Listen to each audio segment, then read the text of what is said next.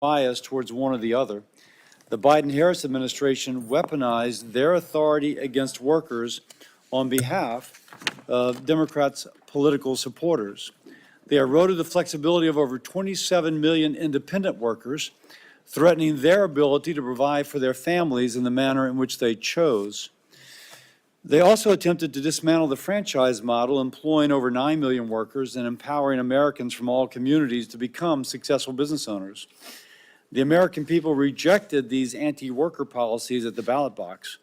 With President Trump back in office, we have the opportunity to turn the page and enact a pro-America agenda, empowering workers, securing economic prosperity.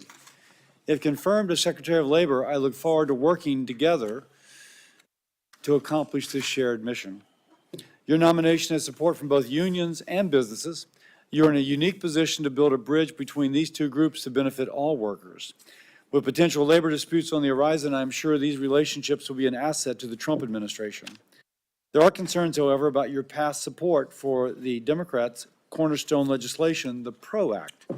Workers should have the freedom to decide if they wish to join a union or not. The PRO Act would eliminate this freedom, allowing workers to be coerced and intimidated into unionization. I represent a right-to-work state.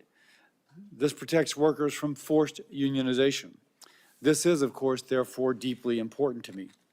I appreciated our conversations on this issue. I now understand that your co-sponsorship of the PRO Act did not reflect your support of the legislation, but rather your interest in being part of any group that legislated on behalf of employees' rights. I'm sure you will have the opportunity to explain your position and the Trump administration's position and agenda moving forward during this hearing. Thank you again for being here. I look forward to understanding your vision for the Department of Labor and how we can work together, empowering all workers and unleashing the American economy. With that, I yield to Senator Sanders. Thank you, Mr. Chairman, and thank you, Ms. Chavez-DeRemer, for being with us. And let me begin by thanking the Biden administration for being the most pro-worker administration in the modern history of this country. The mission of the Department of Labor is, quote, to foster, promote, and develop the welfare of the wage earners, job seekers, and retirees of the United States, improve working conditions, advance opportunities for profitable employment, and assure work-related benefits and rights, end quote. That is the mission of the Department of Labor, and it is a mission that is more important now, in my view, than it has ever been. Mr. Chairman, for the past 50 years, our economy has been doing extraordinarily well. Never, ever done better for the people on top. Top 1% right now is enjoying wealth and power in a way that has never existed in the history of America. We now have the absurd situation, the disgraceful situation, where three people, Mr. Musk, Mr. Zuckerberg, and Mr. Bezos, are now worth over $900 billion. That is more wealth than the bottom half of American society, 170 million people. Is that really what America is supposed to be about? In America today, Mr. Chairman, we have more income and wealth inequality than we have ever had. Over 60% of our people, as we speak right here, 60% of Americans are living paycheck to paycheck. I grew up in a family living paycheck to paycheck. That ain't easy. Stress level, enormous. People trying to find out how they're going to get health care, how they're going to pay their rent, how they're going to feed their kids, which is one of the reasons why working class people die 6 years shorter lives, live 6 years shorter lives than the people on top. Given all of this reality of an economy that's working well for the billionaire class, but not for working families, we need a labor secretary who, in fact, is going to be a champion of working families, not be ambiguous about it, but stand up for the working families of our country. We need a labor secretary who understands that we must raise the minimum wage. Now $7.25 federal minimum wage. Anybody think that anybody, anywhere in America can live on $7.25 an hour? We need a labor secretary who will work each and every day to make it easier, not harder, for workers to exercise their constitutional right to form a union and collectively bargain for better wages, benefits, and working conditions. We need a labor secretary who understands that we must end once and for all the disastrous right to work laws in 28 states by repealing Section 14B of Taft-Hartley. We need a labor secretary who understands that we must end the international embarrassment of America being the only major country on earth that does not guarantee paid family and medical leave or paid sick days. Imagine that. Only major country on earth doesn't guarantee paid family medical leave. We need a labor secretary who understands that it's unacceptable that women are earning 75 cents on the dollar compared to men. So, Mrs. Chavez-DeRemer, I have reviewed your record, and in many respects, especially given the nature of the nominees that Mr. Trump has brought forth, it is very good. You were one of the few Republican members of Congress who co-sponsored the PRO Act and the Public Service Freedom to Negotiate Act to make it easier for workers to form unions. You have been a defender of union apprenticeship programs, and you have fought to expand the concept of employee ownership, something that I feel very strongly about. Many unions, as the chairman mentioned, have come out in support of your nomination, and that is an interesting development. I have spoken with you, and I've spoken with union leaders who support your nomination. But here is my concern. If you are confirmed, you will not only be in charge of enforcing more than 180 labor laws that are on the books today, you will be the president's chief labor advisor. That's what you'll be.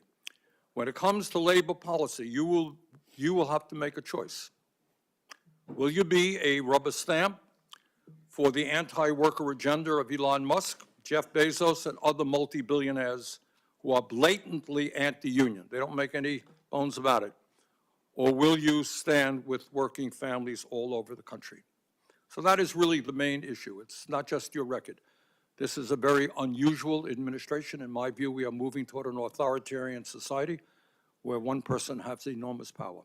Will you have the courage to say, Mr. President, that's unconstitutional, that's wrong, I will not stand with you. So with that, I look forward to hearing what you have to say, and thanks for being with us. And now to introduce the nominee, Senator Mullen. Thank you, Mr. Chairman. And before I read the opening statement, I just want to point out the unique coalition that President Trump has built here. If you take Tulsi Gabbard or Bobby Kennedy and now Lori, you know, the last time Sean and I was in this room together, obviously we had our differences. And Bernie, I think you remember that well. But somehow we were able to put our differences beside because President Trump asked us to. And when the words come up, like Biden administration was the most pro-union labor person in 50 years, you got to remind yourself, he also lost the labor vote by 59% because it wasn't working. But President Trump brings something unique to the table as he's built a coalition, and Lori represents that. Lori represents someone that is uniquely positioned to bring people like Sean and I, who presented Lori to President Trump and said, this is someone that we can work together with.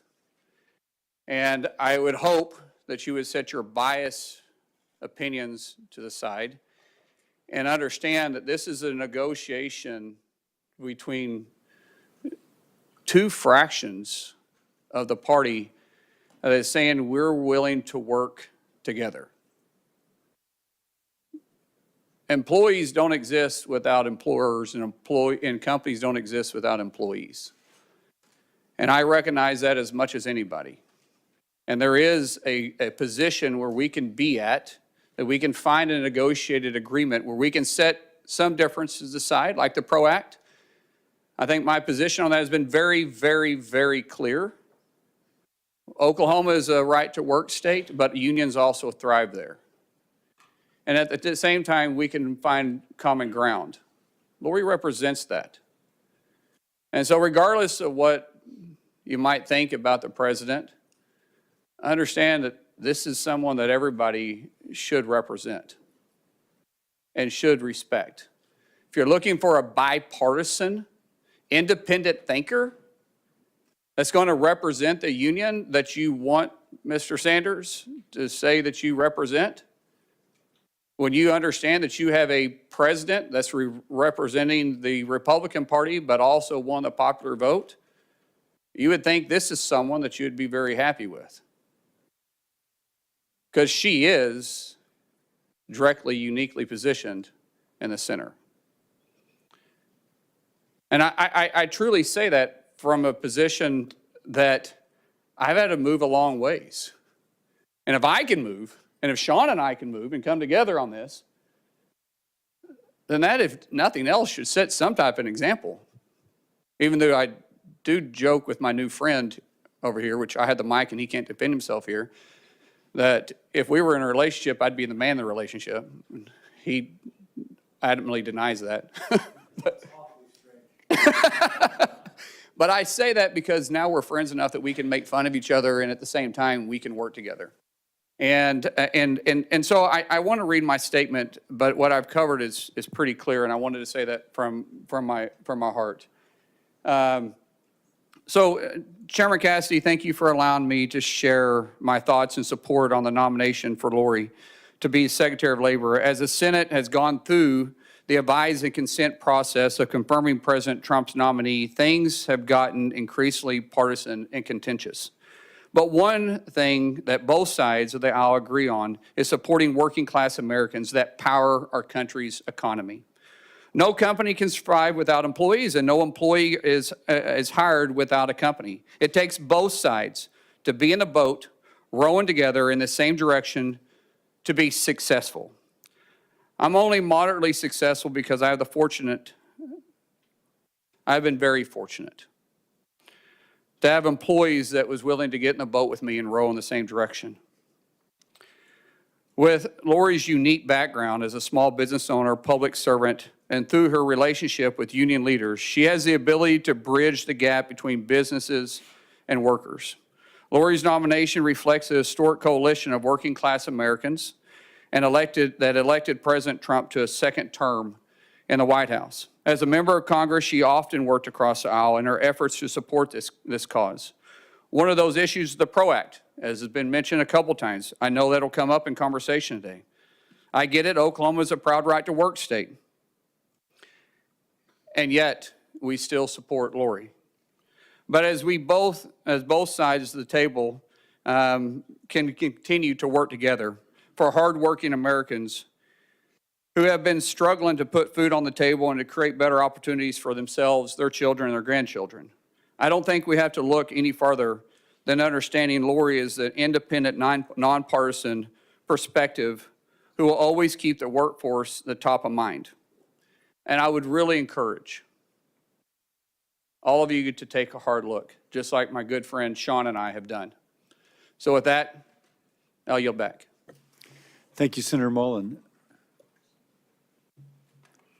Representative Chavez-DeRemer, you have a statement, and I think you're going to, along the way, introduce your family.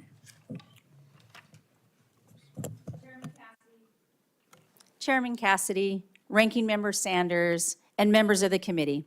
It is an honor to appear before you as President Trump's nominee to lead the Department of Labor. My discussions with many of you have been insightful and inspiring, reinforcing my commitment to serve our nation's workforce. Under President Trump's bold leadership following his historic November victory, I am uniquely prepared to lead this department with resolve and purpose. Before I begin, I want to take a moment to honor the incredible people who have supported me throughout my 24-year journey in public service. My parents, who became ardent fans of C-SPAN when I entered Congress, are here today offering their unwavering support. My twin daughters, Emily and Annie. Emily was here last week, and I know with the postponement, but she couldn't come back. She's 36 weeks pregnant, lives in Michigan, and her doctor said no more flying. So, Emily, I know you're watching, and I know you support me here today. And Annie, one's a Democrat and one's a Republican, and they have been my steadfast defenders, teaching me patience and the value of an open mind. And finally, my loving husband, Sean, my high school sweetheart, who has stood by my side through every triumph and challenge. To all of you, thank you. Thank you for your boundless love and encouragement. I also want to thank the labor and business communities that are here in the audience today, because they support President Trump's vision for the American worker. I am deeply grateful to President Trump for this extraordinary opportunity to serve as the Secretary of Labor. It is both humbling and a call to action that I do not take lightly. In 2024, our nation witnessed the single greatest political achievement of our time. President Trump has united a new coalition of working-class Americans like never before, with 59.6% of Teamsters backing him, historic support from African American and Latino voters, and record-breaking turnout in once solid blue cities and states. Americans are speaking loud and clear. They are calling for action, progress, and leadership that puts the American worker first. Like many Americans, my journey is rooted in my values instilled by my father and mother. My father, a proud Teamster who worked tirelessly for over 30 years. The fair pay and benefits he received ensured our family's stability and security. From his example, I learned the transformative power of hard work and determination, propelling me to become the first in my family to graduate from college with a degree in business administration. Later, after supporting my husband through medical school, we built our own small business. For 2 decades, we successfully navigated the challenges faced by employers, from complex labor regulations to workforce shortages and rising costs. These experiences have given me invaluable insights into the struggles and triumphs of American business owners. Insights I carried with me as mayor of one of the fastest growing Oregon communities, and later as a member of Congress. In every role, my priority has been clear: to fight for the American worker and the business that drive our economy. Our current economic landscape has changed dramatically since my father worked in a creamery, demanding bold action and real change. In the last 4 years, prices have risen, wages have fallen, and 78% of Americans do not feel confident that their children will lead better lives. We have also seen major companies like Hino Motors, General Motors, Ford, and Stellantis have accelerated layoffs at facilities across the country. To rebuild confidence and strengthen our workforce, we must invest in educational pathways beyond the traditional 4-year degree, ensuring that every American worker has access to the skills and training for long-term success. Part of that effort requires honest discussion about our labor policies. I know there has been a lot of conversation about my support of the PRO Act. Like President Trump, I believe our labor laws need to be updated and modernized to reflect today's workforce and the business environment. As a member of Congress, the PRO Act was the bill to have those conversations. Conversations that matter deeply to the people of Oregon's 5th Congressional District. I recognize that that bill was imperfect, and I also recognize that I am no longer representing Oregon as a lawmaker. If confirmed, my job will be to implement President Trump's policy vision, and my guiding principle will be President Trump's guiding principle, ensuring a level playing field for businesses, unions, and most importantly, the American worker. I also know that we will not always agree, but I promise there will never be surprises. My door will always be open, and I will never put my thumb on the scale. That commitment extends to the work ahead of the Department of Labor, which stands at a crossroads with a vital role in shaping a strong and resilient economy. As we confront these challenges, I know that everyone in this room shares the same goal: an economy where every American has the opportunity to thrive through good wages, safe working conditions, and a secure retirement. My record of collaboration demonstrates a shared belief that under President Trump's leadership, we can deliver real solutions. Putting American workers first is not just a vision, but a promise to fight for every working mom, single dad, small business owner, and every American striving for their fair shot at the American dream. If I have the privilege of being confirmed, I look forward to working with each of you to solve the challenges facing our country. Together, we can shape our economy that uplifts every American. I thank you. I thank this committee, and I look forward to your questions. Thank you very much. I'll begin. First question, the Protecting the Right to Organize Act, or the PRO Act, is a significant and controversial piece of legislation Democrats have championed for years. And it's not pro-worker, it's pro-big union. To my mind, being pro-worker means defending the right of all workers, including those who decide they don't want to join a union. Now, you co-sponsored the PRO Act as a member of Congress. Yes or no, do you still support the PRO Act? Thank you, Chairman Cassidy. It was great to visit with you. I know how important this issue is to you, and as it was said today, I recognize that I'm no longer the lawmaker, and I do not believe that the Secretary of Labor should write the laws. It will be up to Congress to write those laws and to work together. What I believe is that the American worker deserves to be paid attention to. That was President Trump and I's conversation in supporting the American worker, how important that is. I will not be that lawmaker anymore, but I was working for Oregon's 5th Congressional District and representing that. I wanted to be at that table. I never want to be left out of a conversation where we can talk about the American worker and how important that is. And I respect the right of the right to work states, and I have said that. The bill was imperfect. I understand that, and I'm no longer the lawmaker. Okay.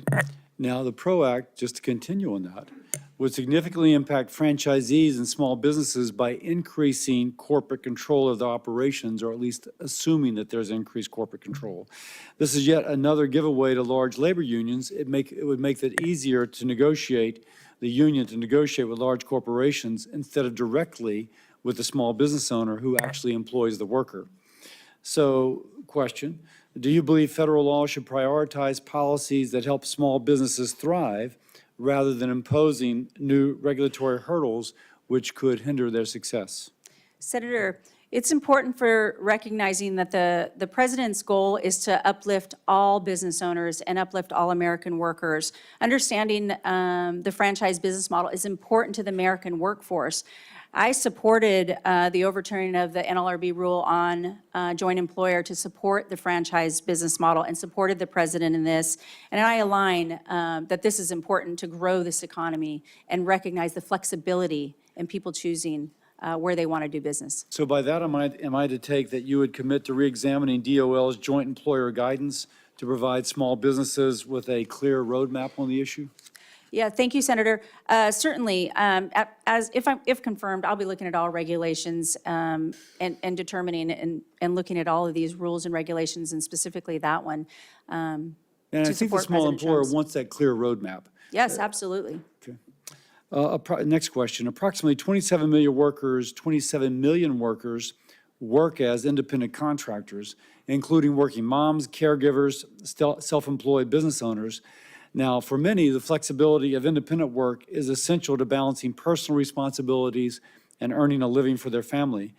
I will point out that the PRO Act tried to impose a one-size-fits-all rule, which, as was done in California, disrupted livelihoods instead of helping workers.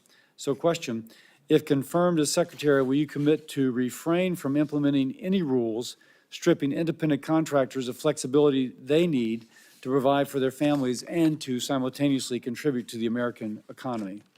Thank you, Senator. Certainly, we'll commit to understanding this. I know the president in the first administration set out that rule, and the parameters is very important to him on the flexibility of who is an independent contractor and who is an employee, and that they're properly classified. But I commit to working with you on supporting independent contractors through this process, because that flexibility is what needed. I understand, as you're mentioning in the PRO Act, but again, as I mentioned, that bill wasn't perfect, and these are those conversations that needed to be had, and supporting that independent contractor is key to growing this economy. Now, supporting that independent contractor, and something I'm very interested in, is how do we provide the independent contractor with more affordable health and retirement benefits without losing that work flexibility. If you will, the employer, the person contracting with them, not an employer, would nonetheless be able to give them access to such benefits. I'm asking you if you will work with me and with our committee on legislation to make sure that the independent worker and the small business are able to get the affordable benefits available to ordinary employees at larger companies. Yes, sir, I will commit to working with you wholeheartedly on this issue. With that, I will yield to Chairman Sanders, to the ranking member That's, Sanders. I'll take the chairmanship. Thank you, Chairman. Oh, thank you, Senator Cassidy.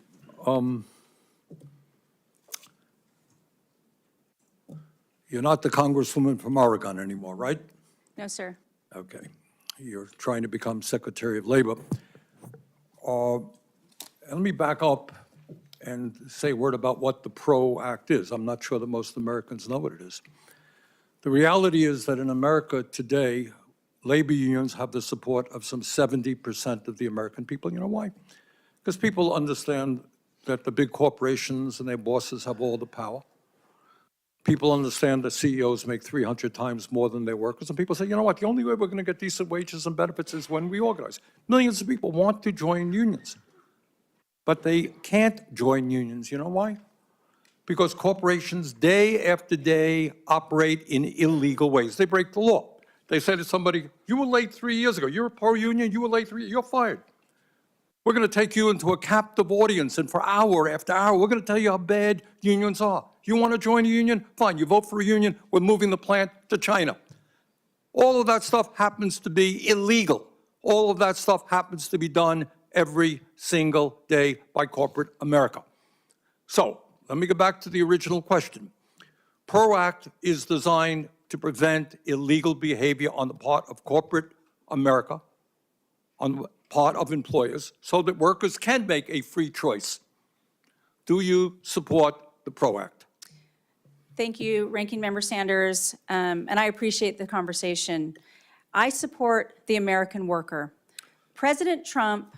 Okay, I don't mean to be rude. No, We you're don't not have a lot of rude. time. I I'm understand. gathering that you no longer support the PRO Act, is what I hear. That you support the American worker, that's what everybody here will say.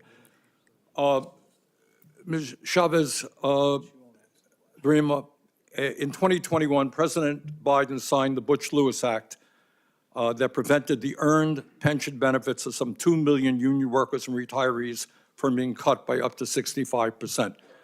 There are people in Congress who want to undo that enormously important legislation. What do you feel about the Bush-Lewis Act? I support the Bush-Lewis Act in protecting their retirements. And you will go to the wall, to go to the mat supporting it? I do support Okay. protecting people's retirements. Federal minimum wage is 7.25. State after state has voted to raise the minimum wage. Somehow we can't do it here in Washington. 20 million workers are making less than $15 an hour. Do you support raising the minimum wage to a living wage? Ranking Member Sanders, you know that that is an issue for Congress to determine and raising the minimum wage. As the Secretary of Labor, I cannot weigh in on that. That's determined by Congress. If they want to negotiate that, I will fully and fairly enforce the law as a Labor Secretary, if you all so choose, and give you whatever data possible to make that decision as members of Congress. I understand that Congress makes the law, but you have an opinion, and you will be the leading advocate for workers if you are confirmed. Question, if you were sitting where I'm sitting, would you vote to raise the minimum wage to a living wage? Well, I'm not sitting where you're sitting hypothetically. I used to, but not any longer. But I do recognize that the minimum wage hasn't been raised since 2009, and the cost of living has gone up. But again, I cannot sit here and determine what that wage will be fully and fairly. I will enforce the law, but it will be up to Congress to determine, because that is not in the purview of the Secretary of Labor. For instance, in Oregon, I know that in Portland, Oregon, that the minimum wage is almost $16 an hour, and that might work for Portland, but that's not going to work for Grants Pass, Oregon. And I know that local communities, states determine what's best for their economy. What we don't want to do is shock the economy. But again, sitting here today, I cannot determine as Secretary of Labor Okay, if it should be. Ms. Chavez-DeRemer, in his second week in office, President Trump fired Gwen Wilcox, a member of the National Labor Relations Board, leaving the NLRB without a quorum. And what that means right now, that if workers form a union, vote to form a union, and the company says, well, I think that was illegal, it's unfair, you can slow up the process because there's nobody to go to. Do you believe that the firing of Ms. Wilcox was illegal? Which I do.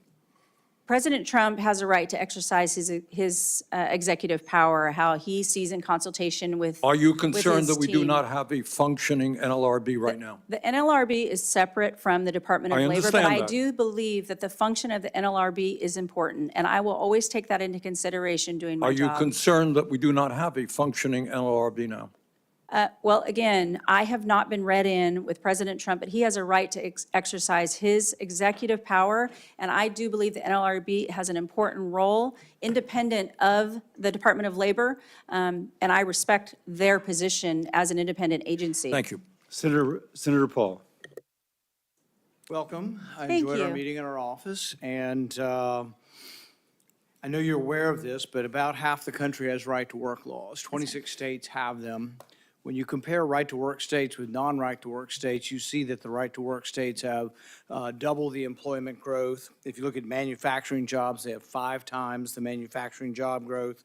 If you look at disposable income in the right-to-work states, about $3,000 more per individual for disposable income in the right-to-work states. The PRO Act wasn't just about organizing or enabling unions to organize, which they already have the right to do. The PRO Act was about overturning right-to-work laws in 26 states, half of the country. Most of these states would argue that this would be a horrendous invasion of their prerogatives. The chairman asked you, and then the ranking member asked you, do you still support the PRO Act? The reason we want to know is this is a tremendous sort of invasion of the states' rights to decide these. This would be overturning the right-to-work laws in half of the country. Do you still support the PRO Act, or don't you support the PRO Act? Thank you, Senator Paul, and I appreciated our meeting as well. I thought it was quite, what you shared with me is how important it is to you and your state, and I heard that from many members. The right to work is a fundamental tenet of labor laws, where states have a right to choose if they want to be a right-to-work state, and that should be PRO protected. Act would have overturned that. Yes, thank you, Senator. I signed on to the PRO Act because I was representing Oregon's 5th District. But I also signed on to the PRO Act because I wanted to be at that table and have those conversations. But I fully, fairly, and support states who want to protect their right to work. I have said that to every senator that I have So visited you with. no longer support the aspect of the PRO Act that would have overturned state right-to-work laws? Yeah, there were so many parts. That's a yes? Yes, yes, sir. No more questions. Thank you, Senator. With that, I go to Senator Murray. Thank you, Mr. Chairman. Ms. Congresswoman Chavez-DeRemer, welcome. Thank you, Senator. The Trump administration is flagrantly violating the bipartisan agreements in our appropriations law by refusing to spend money that Congress in a bipartisan manner has passed for the American people. I've been hearing about it in my home state of Washington. I heard from an organization in Edmonds about whether or not it'll now be able to provide support for our veterans who are seeking educational and employment opportunities as they transition to civilian life. I heard from a workforce training program that operates statewide about whether they'll now be able to continue to pair workers with employers in the grocery industry. You should know that the chaos surrounding these funding freezes is causing real damage to people's lives. So I want to know, will you commit to following appropriations laws and the Impoundment Control Act? Yeah, thank you, Senator. I know we talked about this in your office as ranking member of Appropriations, and I do respect the Appropriations Committee. As a former member of Congress, I think everyone in this room who's ever sat behind that dais can understand that. Again, the President of the United States has the power to determine what he's going to do through his executive power. I am not been confirmed. I have not been read into all that. I'm asking you, will you Yes. follow the law? I will always follow the law and the There is an Impoundment Constitution. Control Act. Will you follow that law? I will follow the law and the Constitution. If you receive a directive to violate appropriations laws and withhold funding for workers, what will you do? I do not believe the president is going to ask me to break the law, 100%. We have not. seen that across the board since he was put into office, where he is violating that law. So you will likely be asked, what will you do? Well, it's a hypothetical. I have not talked to the president on this issue, and I So do you not won't believe. commit to following the law if the president tells you to violate it? I will commit to following the law, and I do not believe the president would ever ask me to break the law. Well, okay. Last week, Elon Musk's Doge team came to the Department of Labor and got access to the department's sensitive information system. Musk's companies have, as you must know, been repeatedly accused of violating labor laws, including workplace safety laws, discrimination laws, and wage and hour laws. In fact, OSHA has investigated Tesla and SpaceX. Now Elon can access those investigations about his companies because he's gone in and gotten those records. He can also access sensitive market-moving data created by the Bureau of Labor Statistics. That gives him tremendous power to manipulate quarterly jobs numbers and other important economic data, to say nothing of raising potential insider trading concerns. Just to make this abundantly clear, Elon Musk is now in a position to use his unelected role to use confidential government data to advance his own corporate interests while suppressing his competitors. Do you believe it is appropriate for someone with such blatant conflicts of interest to have access to those confidential economic and personal information? Thank you, Senator Murray. If I have the honor of being confirmed by this committee and the full Senate, then I will have the opportunity. I have not stepped foot into the Department of Labor. And I understand. Well, my question to you is, will you protect the private information of people whose records you will be overseeing? Will you allow anyone, a billionaire or anyone else, to come in and access that? Again, because I have not been confirmed. I only see the reports that everybody else has seen. I have not been read into that. If confirmed, I will, if confirmed. You're not answering I the will- question. If confirmed, I will support the Department of Labor. I think it's important to support the Department of Labor, but I have not been. Will you support the private information that you will be overseeing? Will you protect that? I would protect the private information. On this issue, I have not been privy to those conversations with the president. I have seen that, and if confirmed, I commit to you that I will always protect the Department of Labor and those issues.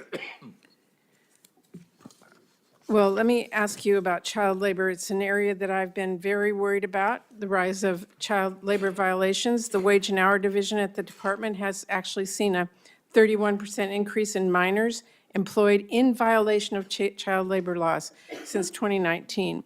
In the last administration, the Wage and Hour Division at DOL and the Solicitor's Office worked really hard to secure some really important victories against some really egregious violators. How will you make sure that the Wage and Hour Division and the Solicitor's Office work together to enforce our child labor laws in this country? Well, protecting child labor is abhorrent, and nobody should stand for child labor exploitation. I will do everything in my power within the Department of Labor to double down on the safety of all American workers that are exploited, but especially child labor. And I would love to work with your office. If this is an important issue, it should be important to everybody to making sure that we protect against any child labor exploitation. Senator Husted. Thank you, Chairman Cassidy. And it was a pleasure to visit with you, Ms. Chavez-DeRemer, in our meeting yesterday. I appreciate you taking the time to come visit and share your views across a variety of issues. I would like to talk a little bit today. I know that everyone in this hearing has talked about how they care about the American worker and how we make the world better for them. One of the ways we do that is we do more Made in America, which I know is very important to President Trump. Another way that we can consider this in terms of earning power of the American worker is the impact that illegal immigration has had on undermining their ability to earn higher wages. And I'm just interested in your opinion about whether or not that you think the influx of millions of people into this country who many of them are here illegally is undermining the earning power of the American worker. Well, certainly we want to protect the American worker, and Made in America is important to the President of the United States. I couldn't be more proud to support the America First agenda for exactly that reason. We certainly want to make sure that we're focused on growing this economy. That is the conversation that I had with the President on how can we bring the American worker to be the pinnacle of every conversation that we have and supporting them and growing this economy. So yes, the influx of the mass immigration that we've seen over the last 4 years has hurt the American worker, and we want to make sure that we're supporting President Trump in his endeavor to support the American worker at all costs. Great, thank you. Let's talk about another aspect of Made in America. If we're going to make more things in America and we're going to compete on price so that we don't have inflation, we're obviously going to need to create more productivity. Productivity comes from technology in the workplace. As we integrate technology in the workplace throughout time, it has always been a subject of conversation, consternation, but it is inevitable that technology will advance and we will have to compete. I would like for you to talk about your thoughts on the role of technology in the workplace, because we want to make jobs safer. We want to make them more rewarding, which technology can do. We also know that in creating productivity, it can create profits for business, and we want to make sure that the reward of that innovation is given to both the worker and the business in terms of who benefits from the introduction of that technology. Talk about the role of technology in the workplace as it relates to labor and how we do more Made in America with these new innovations. Thank you, Senator Husted. We had this conversation yesterday, and how important that you've been involved from all levels representing your states. And I've talked to many of the senators on this issue, and it is a consternation about, will that replace, the American worker? And I would say there's got to be space for both, because it's going to happen. And what we don't want is for other countries to get ahead of the game, ahead of America. So how we can work together with the American workforce, the employers and the employees, and how we can work with Congress to determine what that looks like. But if there is profitability in there and we can support the American worker, and then we can have those American workers upskilled and reskilled, and this is going to be great for America to grow that economy and then share in that profit with the employees that are supporting. I think that's the key.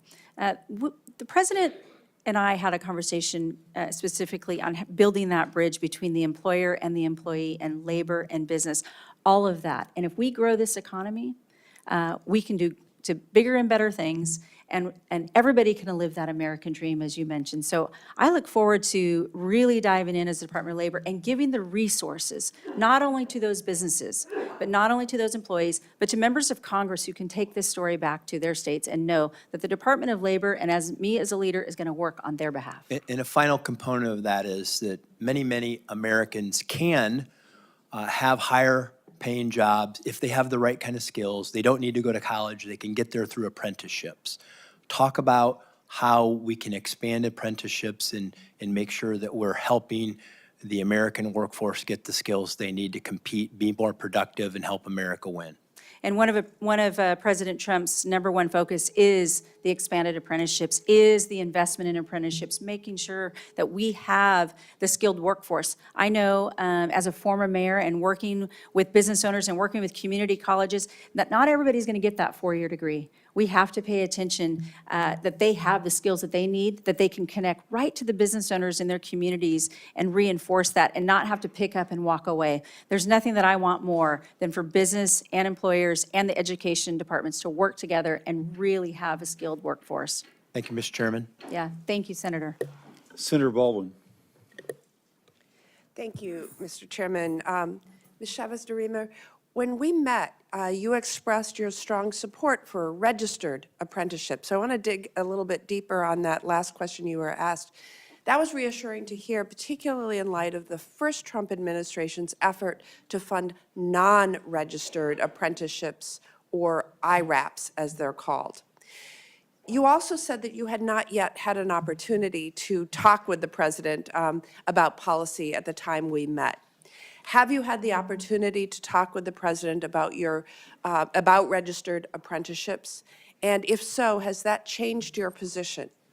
No, thank you, Senator, on that issue. It is so important on the registered apprenticeships and really investing and even doubling down on that. I know in the first administration, and I haven't talked to the president on the first administration's policies compared to now on apprenticeship from the last administration, but I think there's a lot to learn from what happened in the first administration and the successes and not successes.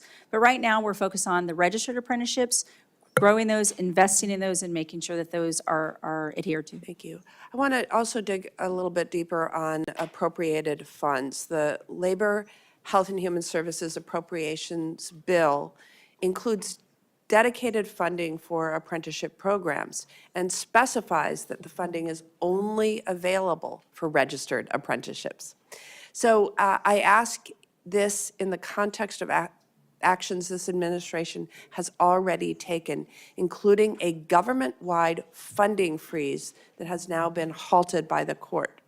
As ranking member of the Labor, Health and Human Services Appropriations Subcommittee, I have a particular interest in the department implementing our bill as Congress intends. That is why I was so alarmed to see the National Institutes of Health flaunt the law last week when it proposed a policy that directly conflicts with longstanding appropriations language in the Labor HHS bill. The Labor HHS bill says that you can't do it, and NIH said it was doing it anyways. My question to you is, will you follow the law that says funding for apprenticeship programs can only be used for registered apprenticeships, yes or no? Yes. More broadly, do you commit to spending funding as Congress appropriates it? Yeah, again, as I mentioned earlier, it was asked, as a former member of Congress, I highly respect the appropriations process and the role of Congress. Thank you. Yes.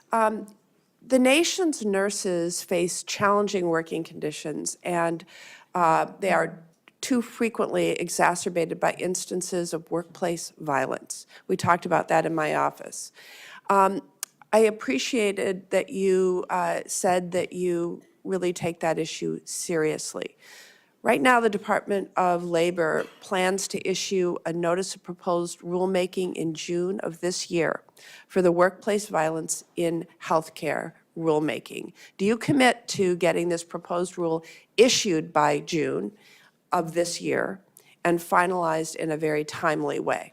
Well, I can commit to working with you on the issue because it is an important one. And if confirmed, I will look at every rule as it moves forward. But until then, I haven't even, seen specifically on the rule. But I commit to working with you and taking a look at it. Close conversation on that. Yes. We've been waiting a long time. It's past due. Your opening statement mentioned putting workers first. You've repeated that a number of times. So I hope to have your commitment to aggressively pursue enforcement against employers that deny workers the wages they've earned or fail to provide safe working conditions. The Department of Labor plays a critical role in protecting workers' rights, including ensuring workers get the back pay they are owed and investigations into allegations of child labor law violations. If confirmed, I look forward to working with you to make sure that the department has the resources to do this important work.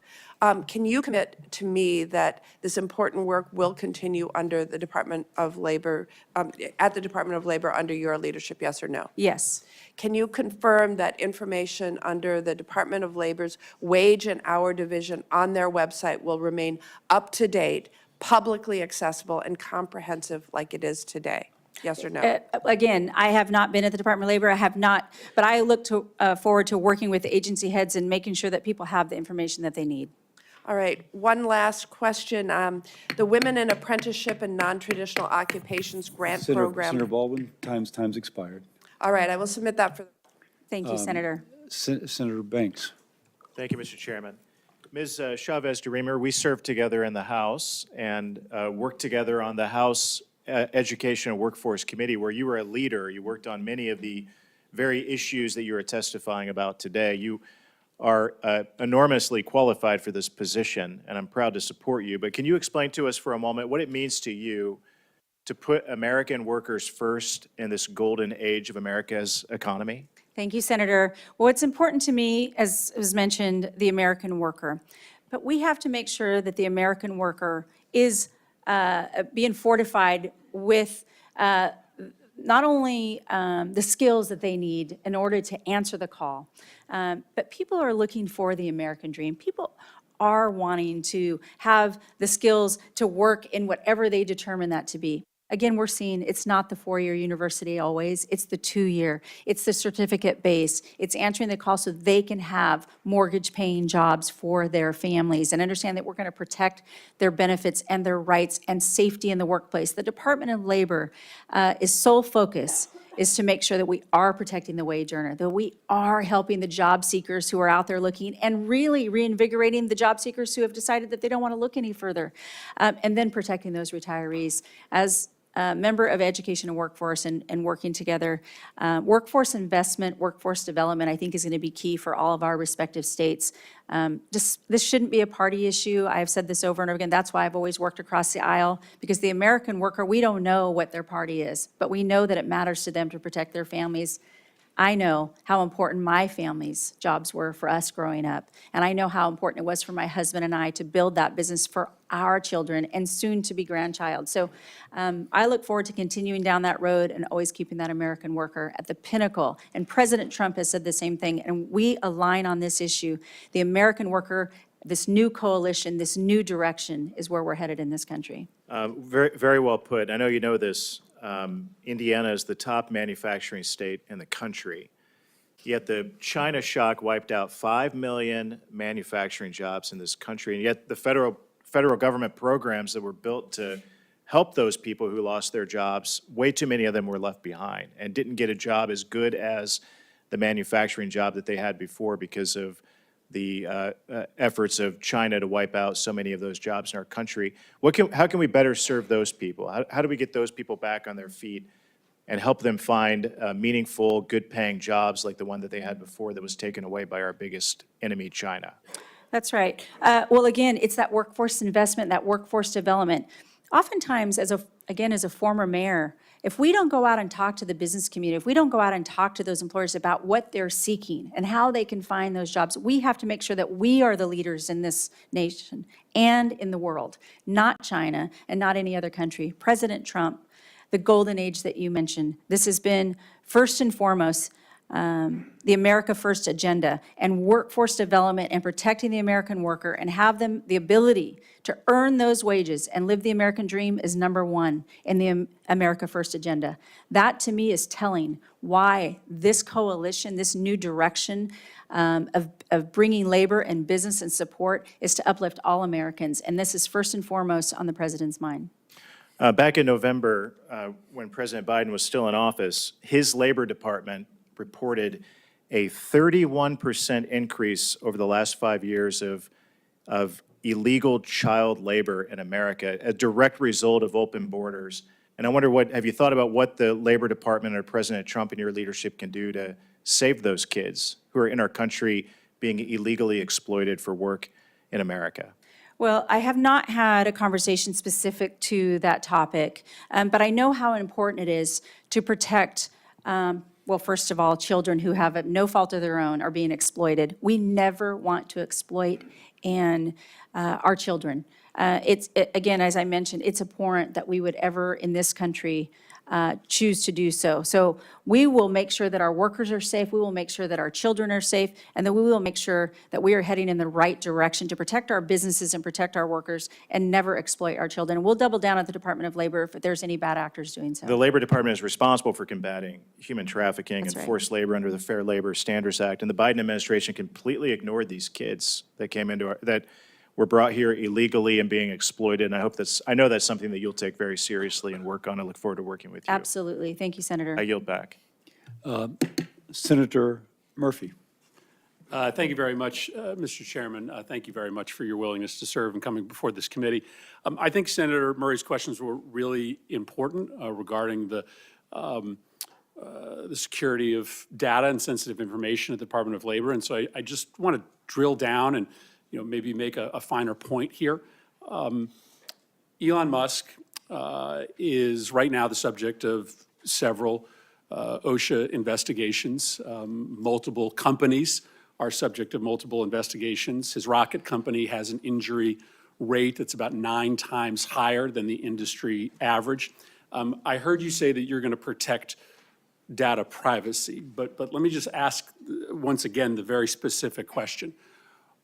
Will you commit to denying access to Elon Musk or any of his representatives to information about labor violations at OSHA or any other information about labor violation investigations at the Department of Labor? Thank you, Senator. On this same issue, committing to the privacy. Again, I know that for most listening to this, it seems as though when we're trying to answer these questions, but I have not been in these conversations, as I'm not confirmed. I only see what has happened possibly on the news and so forth. The president has the executive power to have his coalition of advisors and determine what's best for the American people. He made a promise to the American people that he was going to do these things and check into what is happening. Other than that, I have not been read in on any of this. And if confirmed, I commit to taking a deeper look and working with your office and any other office on this issue. But at this point, again, This one feels pretty simple, right? I mean, this is an individual who owns companies that have existing investigations. He has a direct interest in getting information about the seriousness of those investigations. He has interest in getting information about investigations against his competitors. It seems like a pretty simple commitment to make to say, I am not going to give any private company exclusive access to information about open investigations against them or their competitors. I mean, why can't you just make that commitment to us? well, again, the president has the executive power to exercise it as he sees fit. I am not the president of the United States. I work for the president of the United States if confirmed, and I will serve at the pleasure of the president on this issue. Again, I have not been into the Department of Labor, and so I will commit to working with your office. I'll commit to coming back as soon as if confirmed, and I'm in the Department of Labor, coming back and answering those questions to this committee wholeheartedly. I will commit to that. You have the ability to disagree with the president. You certainly serve at his pleasure, but that doesn't mean that you have to take actions that you believe to be unethical. If the president asks you to give access to information to benefit a friend of his who has pending investigations, you wouldn't say no? Well, the president, I think in building his team, a formidable team, to determine that, I don't think is expecting yes men and women. We are going to be advisors to the president, and I would talk to the president. But on this issue, I'm not an attorney. I would certainly consult with the Department of Labor solicitors. I would certainly consult with the White House and their attorneys. But until I am confirmed and in the Department of Labor, I would not be able to say specific to this without having the full picture before that. I don't think you need to be an attorney to understand that giving access to a company to sensitive data about labor violations at their company or to competitors' companies is deeply unethical. Let me ask you another question. Both SpaceX and Amazon have filed suits against the NLRB contesting its constitutionality. It's a pretty extreme argument saying that the NLRB is actually unconstitutional. I know you were asked earlier about the firing of one of the members.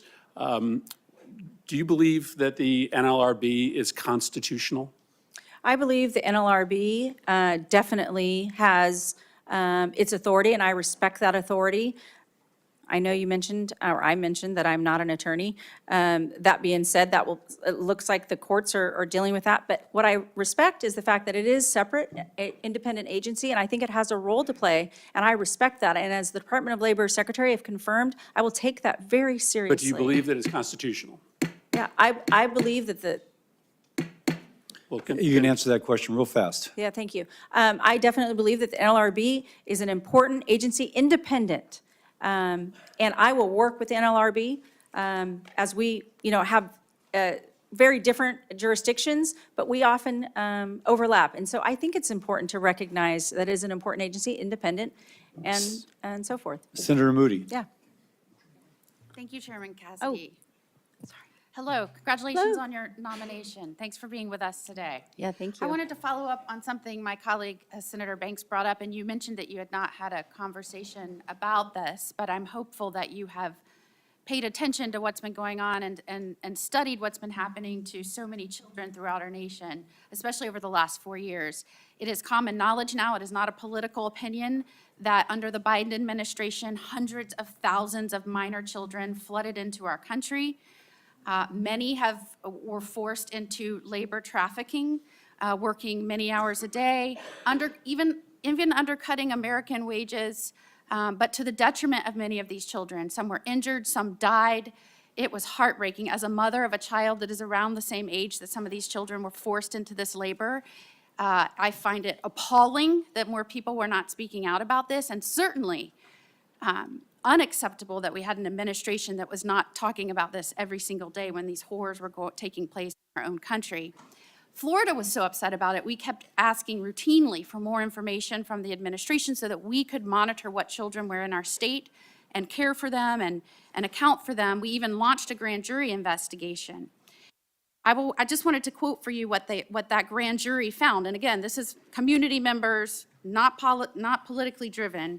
The Biden administration forced migration, sale, and abuse of foreign children. This process exposed children to horrifying health conditions, constant criminal threat, labor and sex trafficking, robbery, rape, and other experiences not done justice by mere words. And the challenging part here is, as we've uncovered more and more instances of this, it appeared that the Department of Labor was not engaging and expecting the same type of transparency that many of the states were, even though the Department of Labor had the responsibility and authority to enforce some of this stuff. And when we tried to get Biden administration representatives to come and testify and give us information and provide documents, we were repeatedly obstructed from doing that. And in fact, they responded to one of our requests that they show up by saying the state had failed to show how it was in the interest of the agency, when all we were seeking to do was to fight in the interests of the tens of thousands of lost children. And so I will ask you, if you are given this enormous responsibility, do you commit to doing everything in your power to enforcing the child labor laws and working with the states that so desperately want to protect the children in their states, that believe they have the responsibility and the ability to do that? 100%, Senator. As I mentioned, what has happened over the last 4 years has been horrendous. It is not something the United States should stand for. And again, it is not a political issue. This is protecting children. And we should not ever allow that to happen in this country. And I 100% commit to you that I will work with you, your office, and any other office in order to protect those children and understand that we should never accept this in the United States. There was some words recently promoted in a memo by President Trump and his administration, radical transparency. And I think that is essential in moving forward from these agencies so that the people understand what is taking place in their country under their noses, because we know any power that rests in this government rest with the consent of the governed. And I think as we are waking up to what has been happening, many are saying we never gave that consent. And we as a Congress need to hold the agencies accountable to that. I want to now direct your attention to right-to-work laws in states that have chosen to pass right-to-work laws, like the state of Florida. We passed legislation to ensure that, for example, dues could not be forced out of people's paychecks. That was very important within our state. And when the Department of Labor saw that under the last administration, they sought to threat to withhold funding from the state of Florida when we promoted our own policies to ensure reasonable collective bargaining and right-to-work laws. We brought suit. I fought that in court. That is still pending. It is on appeal right now. Do I have your word that you will look at that, dig in on that, determine if those threats were indeed justified? And if not, work with the state of Florida to resolve that? Yes, while it is in litigation, I can't comment on the actual litigation. I do look forward, if confirmed, to working with your office and taking a hard look at that and respecting what the state of Florida is doing with their right to work laws. And put simply, do you respect the ability of the states to enact policy in the benefit of our own states? Yes. Thank you, and thank you to Representative Chavez-DeRemer for the good discussion we had about a month ago. You said you respect the National Labor Relations Board and want to work together with it, though they are independent. The National Labor Relations Board was created by statute, and it's the law of the land, correct? Yes, sir. And it was created pursuant to the National Labor Relations Act, which was also a statute and is the law of the land, correct? Yes, sir. Currently, the NLRB lacks a quorum because of actions of President Trump. The legality of his removal of an NLRB member is being contested in court, but the NLRB should have a quorum, shouldn't it? Well, in order to do business, I suppose, yes. No, They have to have a but so quorum. that, your opinion is a president of either party or a Congress of either party should assure that the National Labor Relations Board has a quorum, correct? Yes. Because in the absence of a quorum, it can't do its job, correct? That would be on its face, yes. The Equal Employment Opportunity Commission, do you believe in the notion that workers should have equal opportunities? I'm sorry, could you repeat that? Do you believe in the notion that workers should have equal employment opportunities? Absolutely. The EEOC is an independent agency, but it deals with workers, and you said you want to put workers first. The EEOC right now lacks a quorum. The EEOC was created by statute, and it's the law of the land, correct? Yes. Have you ever taken the position as a congresswoman that either the NLRB or the EEOC should be defunded or eliminated? No, not that I recall. So since the EEOC is the law of the land, and it's important that workers have equal employment opportunities, the EEOC should have a quorum to operate, correct? Yes. Because of actions of the president, the EEOC currently has no quorum and cannot operate to protect equal employment opportunities. But you would agree with me, similar to the discussion we had about the NLRB, that it being the law of the land, any president of either party and any Congress of either party should ensure that the EEOC has a quorum so it can protect workers, correct? Yes. The Department of Labor has some specific programs designed to benefit veterans. There's a couple of programs within the DOL focused on veterans' employment needs. Should you be confirmed, would you take those obligations to watch out for American veterans seriously? Absolutely. If you became aware that an employer, a major employer, was taking actions that disproportionately negatively affected veterans, would that concern you? Yes. The mass firing that President Trump is doing within the federal government right now is hitting veterans very, very hard. The civilian workforce is about 3% veteran. The federal workforce is 30% veteran. And veteran workers are also disproportionately probationary employees. The actions thus far taken by this administration are punishing American veterans badly. I live in one of the states that has the highest per capita representation of veterans. We're seeing people laid off at VA clinics. I have 2 VA clinics that are supposed to open in the next couple of months whose opening is jeopardized because of the mass firings. And even outside of the VA, the disproportionate effect of the firings to this point fall hard upon veterans. I'm happy to hear that you will take it seriously if any major employer in this country disproportionately punishes veterans. Do you know what a restrictive covenant is? I do not. A restrictive covenant is when an employer, as a condition of employment, makes an employee say, and if you leave, you can't work with anybody in the same industry. I'm sure you're familiar with the concept. People Yes. use different titles, but you're familiar with the Yes. concept. Do you think restrictive covenants limiting a worker's ability to choose where they want to work is anti-worker?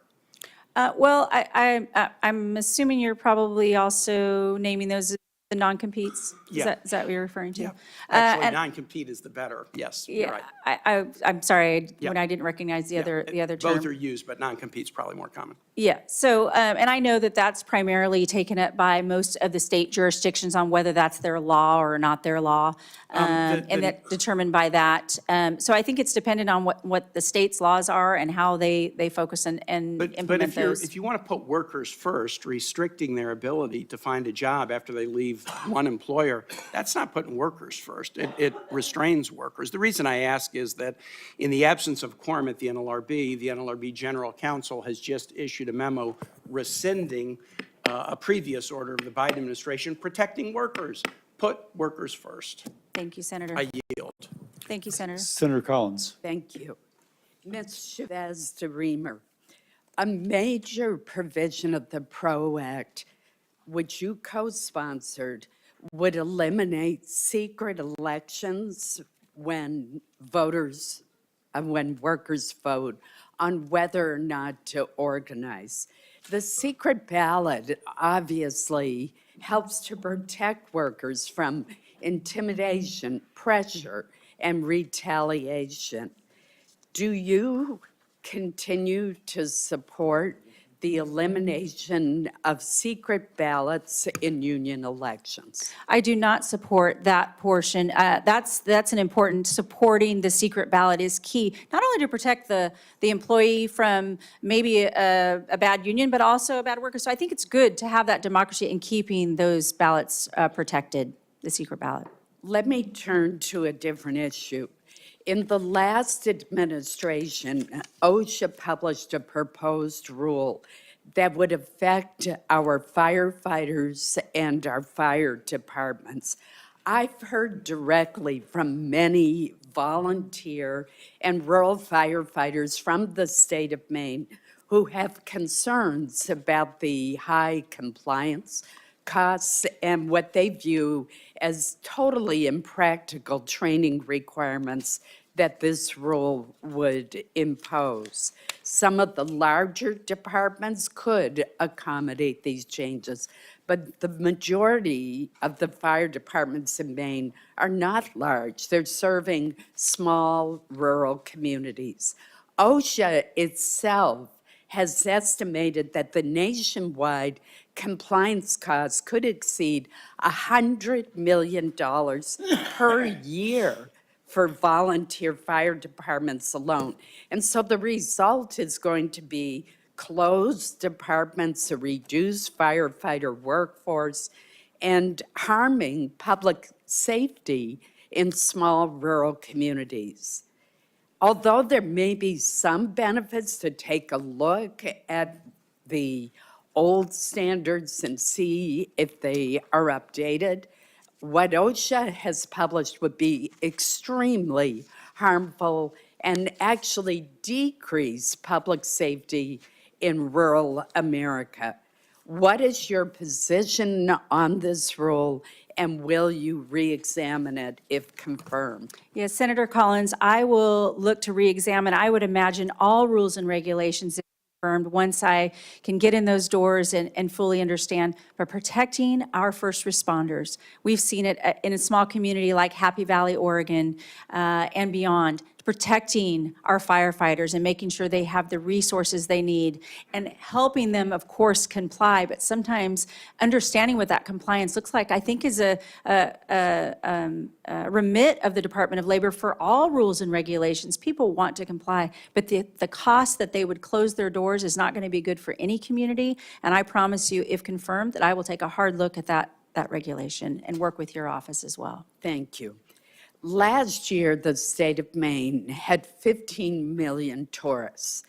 That is about 10 times our state's total population. So it's not surprising that those who are in the hospitality industry, despite every effort, cannot come up with a sufficient number of employees to serve the flood of tourists, which we are very happy to welcome to the great state of Maine. So we rely heavily on seasonal worker visas, known as H-2B visas, to help fill that workforce gap. Can you commit to making available the maximum amount of H-2B visas that Congress authorizes? There's some discretion on what the number will be, but Congress gives the administration the authority to go to the maximum level. That's right, Senator. I commit to working not only with you all, and this is brought up by many of you in our meetings on how important the H-2A, H-2B, H-1B visas are and the seasonal visas. I will work with the Department of Homeland Security Secretary Noem in looking at those caps. And the Department of Labor's role and remit on this is testing the market and understanding who's asking for these permits, and then working with the Department of Homeland and the Department of State to talk about that cap and whether or not Congress wants to enact that. So yes, I commit to working with you and them as well. Senator Hassan. Thank you, Mr. Chair. Good morning still, Congresswoman. It's good to see you, and I appreciated the time we had when we met in my office a little bit ago. I appreciate your willingness to serve and that of your family. I wanted to follow up before turning to a couple of questions I have on a line of questioning we heard from Senator Murray. I take it from her questions and your answers that you have stated that if you are directed by the president to take an action that would break the law, you would follow the law. Absolutely. We'll follow the law and the Constitution. I do not believe the president would ask me to break the law. I understand that as the pat response from nominees. We've seen a lot of evidence that he will in the last 4 weeks. And then I wanted to follow up on Senator Murphy's point about Mr. Musk's access to DOL information. And this is not a question, but I just want you to understand why we are focused on this. Mr. Musk spent $250 million to get Donald Trump elected. And since Inauguration Day, we have found out that the State Department was planning to give Tesla a $400 million contract for armored vehicles. Now we find that Elon Musk has access to the Department of Transportation records and data systems when, in fact, he's being investigated by DOT because of multiple inquiries into the safety of Tesla vehicles and the deaths they may have caused.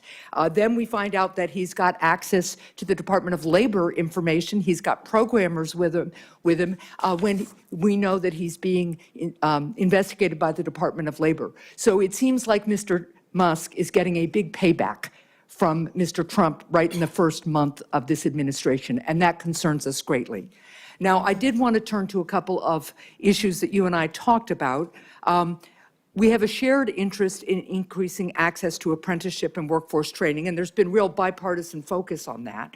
If confirmed, will you expand these programs, and how will you prioritize rural communities in this effort? Because getting apprenticeship programs in rural communities to fit the actual economy and workforce needs in those rural communities is a pretty unique thing, and I'd just like your thoughts on that. Well, thank you, Senator, and I enjoyed our conversation as well. Again, a lot of this information that and experience comes from being a former mayor. Yeah. And then having the experience as a member of Congress as well to understand how the laws are made. But in the rural areas, oftentimes forgotten. It's a forgotten parts of a lot of our states. One of the things we talked about is the hubs, and I think I talked about that with Senator Hickenlooper as well. And knowing that there are programs that are going to skill the workforce in those rural communities. And for instance, an example in Oregon, one of the hubs I think I mentioned to you and Senator Hickenlooper was, it's a real direct, while it's not an apprenticeship program, until we can fortify or work toward possibly what that looks like in other parts of, certain industries. We talked, I think, about the healthcare industry specifically, is working with our community colleges and our local technical colleges to have those certificate based so that we have that workforce right in those communities. And when we take that information from our businesses and we kind of back into degrees for our students in order to do that. But I look forward to working on a bipartisan level to really fortify those apprenticeship programs so that we can have that skilled workforce. Well, I would look forward to working in a bipartisan way on that. One of the things we could do is to pass the bipartisan bicameral reauthorization of the Workforce Innovation and Opportunity Act that we agreed to last Congress. So that's an important way we could move forward. With 2.6 million workplace injuries and illnesses reported annually, we have to do more to protect the health and safety of our workers. Yet workers still have to fight for common sense protections like air conditioning for delivery drivers during the scorching heat of the summer and properly fitting protective equipment for construction workers. If confirmed, how will you coordinate and prioritize workforce safety across all of DOL's agencies? Oh, thank you, Senator. One of, again, the remits for the Department of Labor is to protect the workplace, make sure that they're free of hazard, make sure that we're protecting the American worker. Nobody expects to go to work in the morning and be unsafe or be hurt. So it will be the role to work with the experts in all of the departments across the Department of Labor to make sure that we're honoring the mission of the Department of Labor. And I would appreciate that. I also appreciate the fact that you rightly respected the expertise of some of our federal workforce there because they know a lot about workplace safety, and I don't want them to be subject to these mass layoffs we're seeing. I will submit for the record a question about paid leave. We were able to expand it for federal workers under President Trump's first term. I'd appreciate your thoughts on that. Thank you. Thank you, Thank Senator. you, Senator Hessen. And Senator Mullen, I apologize if you snuck in just before Senator Collins last time, but Senator Mullen. Give me time to get my head in place. Thank you, Chairman. And I just kind of want to point out some interesting things that's going on. The senator from New Hampshire was complaining about a contract that was awarded by the Biden administration, and somehow you're tying it to the Trump administration for Tesla. I don't actually know how those work. I mean, you know as good as I do, that was a contract that was given by the Biden administration, or that was looking to be given by the administration, not the Trump administration, and somehow that's a conflict of interest. And then when we start talking about that, you're concerned about Mark and Jeff and Elon, it wasn't too long ago, you guys were happy to take all their money. It's just the party that's supposed to be of inclusion. Now all of a sudden, if you don't agree with this, you're the enemy. And I'll use my friend Sean, for example. He was brave enough to speak and spoke his mind on some things that maybe all of us didn't agree at the Republican convention. And for the first time in decades, he was not invited to speak at the Democrat National Convention. Why? Because he had a different opinion about where the Democrat woke movement has went. What happened to the conclusion? Yet what we do is we spend all of our time complaining and making reckless accusations about something that's absolutely false. And when you guys don't want to hear it, you guys just accuse everybody else of being a criminal and for some reason being compromised. It's ridiculous. Absolutely ridiculous. It's the same thing we heard in 2017, and yet you guys are just recycling. You guys are doing nothing but trying to stir up your base by fear when it's absolutely 100% wrong and shouldn't even exist. Now, with my rant over, I'd like to turn back to Lori and ask you a question. You know, you're very uniquely positioned. I made that clear when I was introducing you. Coming from a very blue state and being a Republican, that's very heavily union, and you've been backed by the union. You have the support of a new coalition that President Trump has brought together. That's right. What role do you think you play in this new coalition? Thank you, Senator Mullen. For one, thank you again for being here today and introducing me. But on this question, building the bridge, and I think that this is the new direction. 77,300,000 Americans voted for President Trump. We know that the American worker, wherever they are on the continuum, if it's organized labor, if it's employees, if it's employers, they supported and gave the president a mandate. He won 312 electoral votes. He won all the swing states, and he did have a mandate. But in that mandate, what's unique about this time is the fact that he included the American worker of being first. He's not talking about, he's talking about the men and women who build this country. That's the focus. And I believe that the president nominated me to bring my experience, not only as a mayor, not as a business owner, but because I did garner labor support. The president and I align in this issue, that if we focus on the American worker, despite the politics that is going to come up sometimes, we're not going to agree on everything, but we can agree that we are at a pivotal moment in this history to capitalize and support the American worker, and that everyone can achieve the American dream. I know how important that was for my family. I know how important that is to all your constituents, and I want to bring people to the table. And when they're at that table, I want them to stay at that table, because I know it sometimes they're going to disagree. But it is not to put the thumb on the scale. It is not to weigh in support on each side. It's to keep them at that table till they determine that they can solve the issues, just like you and Sean O'Brien. This is important to the president. It's important to me. He asked me to be an extension on his team, a formidable team, where we won't forget that. And I won't forget that. I'll work hard every day to be the leader that this country deserves at the Department of Labor to carry on that message for the president. One of President Trump's main focus was bringing jobs back to manufacturing. In fact, the American First agenda was all about protecting the American workers. How do you plan on working uniquely with both sides to bring manufacturing back to the United States? Well, again, thank you for this question, because it is where we have been lacking. We have seen communities be decimated, small rural communities where, Oregon is a timber industry, and they have been decimated over the last 15, 20 years. We have to bring those back so we can build up our communities. I look forward to investing in the workforce. Again, it was mentioned WEO, which is a bipartisan effort, and as a member of Ed and Workforce, I was proud to honor that. And if President Trump wants to bring that forward, I look to working with all of your office for that workforce investments to build up those jobs, to reinvest in those manufacturing jobs. Thank you so much. Thank I you, yield back. Senator. Senator Kim. Thank you, Chairman. Thank you, Congresswoman, for coming on out and talking to us. In your opening statement, your written testimony, you talked about putting American workers first as the priority here, and I appreciate that. I think a lot of us agree with that. I guess I just wanted to ask you, because you talked about the vision that you have for that should be a vision for our country. So I guess I wanted to ask you to sort of expand on that vision. Is $7.25 an hour, is that enough to live on in America in the year 2025? Thank you, Senator, for the question. I know Ranking Member Sanders asked the same question. I recognize that it hasn't been changed, the minimum wage. I guess I'm just asking you, do you think that's enough for a worker to live on? I'm just trying to get a sense of your vision for what the standard of life for an American worker is. Yeah, well, I mean, again, for every state, for every community, again, I mentioned Oregon. What happens in Portland doesn't happen in Grants Pass. It certainly doesn't I happen understand that over in about Eastern Oregon, but I guess I would ask you, what is $7.25 an hour? That is what in an annual term? Do you know off the top of your head? Oh.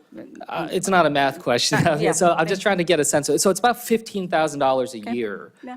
So I guess I just want to ask you, do you think that there is a state in this country where someone can live comfortably on their own for $15,000 a year? Well, I don't know if there is, but I would look and work with Congress. This is a congressional issue. I hope I can support you in telling the story of what's happening on the ground. But so that that's you what can I'm just trying to determine- get a sense of from you. I try to engage and see if we can work on that together. So for instance, biggest issue I keep hearing about is about affordability of housing and the challenges that people are facing when it comes to that. So again, I'm just trying to get a sense of where you're at on this. Like, do you have a sense of what percentage of someone's salary should go towards housing? Is there an upper limit in your mind of where you'd like to see that? Well, I know oftentimes they talk about, if it's 10%, 20%, but here's my commitment, Senator. My commitment to you is to tell that story. I will come out and visit every state's and understand what's important to them and tell that story not only to the president, but also work with members of Congress. And if you all see fit, I will fully and fairly enforce the minimum wage laws that you all see fit and work together. I know, again, I was It needs to be a conversation between us here. it's I mean, important. it's not just Yeah. on us. You're going to be somebody who's supposed to be fighting for Sure. the American worker. Is 50% of someone's salary too high in terms of what goes towards housing? Well, again, depending on what the salary is, people can determine that. I mean, if I had to take a guess, you're wanting me to say yes or no. It's hard to guess on what people want to spend on their housing, but I do want to help the American worker. I want them to make enough money. I want them to give them the opportunities, and I want to work with Congress on this issue because it is important. This is a sensitive issue. We hear about it all the time. You know that, and I know It's, that. as I said, the top issue. And I'll say that, when it comes to the lowest median rents that we see in this country right now, it's around $850, $900 a month, which is at around $10,000 a month. And What I these are do in some of know- the states where, again, the minimum wage is $15,000 a year, so talking about 2/3 of their salaries. When it comes to paid leave, I mean, I know a colleague of mine was going to raise this, we were able to move forward on government employees. I wanted to just get a sense, do you believe that all American workers are entitled to paid leave? Again, we don't have a federal paid leave. Should we? Well, that, again, I know as a I'm Department just of trying to Labor- get a sense of your vision. I get it, you're not a lawmaker anymore, but I'm just trying to get a sense of what you're going to be fighting for. What's your vision for the American worker? Well, my vision for the American worker is to achieve the American dream. I That they understand have that, the but is part of the opportunities. American dream paid leave for all workers? Well, again, I cannot commit to you today that I would say 100% paid leave across the board is something that should be taken up by the federal government. Independent of states, state of Oregon, again, they choose to do that respective of their states. I want people to have the opportunities to keep more of their hard-earned dollars. I know the president, again, is in line with the America First agenda to have those freedoms, to keep those hard-earned dollars that they earn, and we want to make the most prosperous opportunities available for them to earn the most based on what they are skilled to do, and offer them the development and the skills that they can to earn that opportunity. I want this more than anything. Yeah, and look, I want it too, and that's why, if confirmed, I want to work with you on this. Absolutely. But I'll just tell you, when I talk to workers back in New Jersey, they say it feels like death from a thousand cuts right now. There's housing, there's healthcare, there's so many other things. They're working 2 to 3 jobs just to be able to get by. They're not asking for the moon, they're just asking to be able to live a life of dignity and decency. And I hope that we can at least be able to stand up and say that that's what we're going to fight for. I yield back. Thank you, Thank you, Senator. Senator Kim. Senator Tuberville. Thank you. Good morning. Good morning, Coach. Let's beat a dead horse here. Right to work state, Alabama. My constituents at home want to know that, are you going to try to change our status as right to work? I respect the fact that you are from a right-to-work state, and I respect the fact that you can continue to be a right-to-work state. Thank you. Back when we had the PRO Act, I offered an amendment that would require authorization from employees in order for any kind of dues, fees, or assessments to be used towards a political campaign by the union bosses. It failed. Are you for that? Are you for, how would you handle that? Dues going from a union, paid in a political contribution from employees that are not asked, can we use your money? So you're saying they pay their dues, it's used for a political contribution without their knowledge? Right. Yeah, well, again, that's not something that I think they should be aware of where their dues are going. Yeah, okay. Just asking. Yeah. You voted for the PRO Act. I was just asking. I didn't, Senator, if I could correct the record, I did not vote for the PRO Act. I put my name on this, we did not have a vote on the PRO Act, so I just wanted to correct the record on that. All right. We had this conversation a couple of weeks ago. My constituents want to know, you worked in Planned Parenthood years and years ago. You pro-life or pro-choice? I am supportive of the president's agenda. I have a 100% pro-life voting record in Congress, and I will continue to support the America First agenda, which we know includes life. Good answer. All right.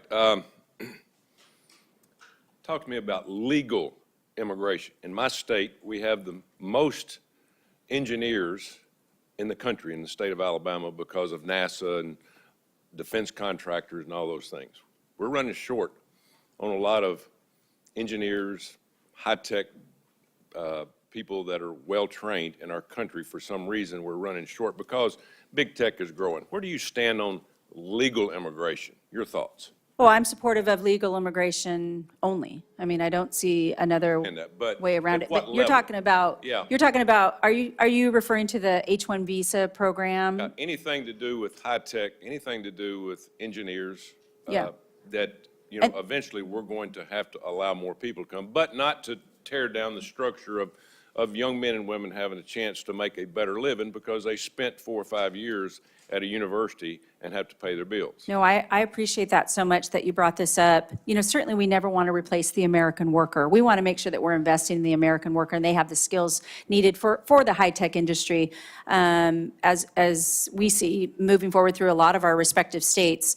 On the visitor's visa, on the H-1B, there's been conversation about in the immediacy. I've heard that from many of the senators. It's about today, what happens today and tomorrow. I commit to you to working, again, with testing the market. That's the Department of Labor's remit, is to test the market and seeing where we need the guest worker program. Once we've exhausted all other programs and making sure that we're out there, then work with the Department of Homeland and certainly the Department of State on if we have to administer more, but that's going to be certainly, Congress will determine it, and then I'll work with those interagencies as well. And I would love to work with your office on that specifically. Thank you. Thank you. I'm not going to put you under a gun on this question. You probably don't know a lot about it. A lot of people in this room know a lot about it. NIL, name, image, and likeness. It is a disaster, and we're going to have to do something in your tenure to help young men and women understand the situation that we're in, because we're going to start losing Title IX. We got a young man that just signed an $8 million contract, and he's 20 years old, and it's out of control. So the next time you come, hopefully we can have a hearing on what we call name, image, and likeness. I'm all for kids making money, but it is workforce. It needs to be changed. It needs to be regulated to a point where, all men and women, young men and women, can have a chance to make money. So just to bring that to light, but that will be under your purview in the very near future. Thank you, Mr. Chairman. Thank you, Senator. Thank you. And next would be Senator Blunt Rochester. Thank you, Mr. Chairman. And I also want to thank you, Congresswoman Chavez-DeRemer, for the opportunity to meet with you ahead of the hearing. I really felt we had a robust conversation about the workforce and how we move forward as a country, and the fact that working people deserve respect, protection, and fair treatment. I want to start by just acknowledging, I know you are following the reports, the over 10,000 federal employees, civil servants who have been fired in recent weeks, including staff at the FAA, the NIH, HHS, the Department of Education, and more. And to me, beyond the harmful impacts that those individuals are feeling and their families are experiencing, it is having ramifications across the country. Everything from our plane safety to biomedical research to measles outbreaks that I just heard on the news earlier today, to the avian flu. All of this, while the cost of eggs are not going down, people are feeling the impact. I'm also concerned, I shared with you, I had the opportunity to serve in Delaware as Secretary of Labor, and so labor is so important to me, but also State Personnel Director. And just from a workforce planning perspective, a lot of this doesn't even make sense. To get rid of some employees that are protecting our national security, our nuclear safety, all of these things, and our health just doesn't make sense. And then there's going to be the ripple effects of where do these folks who are now unemployed get the resources they need to live and survive? How do they deal with the trauma? There will be ripple impacts. And what you said is you want to help the American worker. And I hope that you will consider these individuals as also American workers. My questions, I wanted to talk a little bit about what we discussed in terms of the future of work, which has been one of my top priorities in preparing folks for the jobs of today, but also the jobs of tomorrow. And in Delaware, we have a robust biotech ecosystem involving workforce-focused partners like the Delaware Bioscience Association and the National Institute for Innovation and Manufacturing Biopharmaceuticals at the University of Delaware, also known as NIMBLE. We also have with our students the Delaware Pathways and vocational technical high schools in Delaware, and 2 labor unions. So far, we know we need more workers to grow our economy.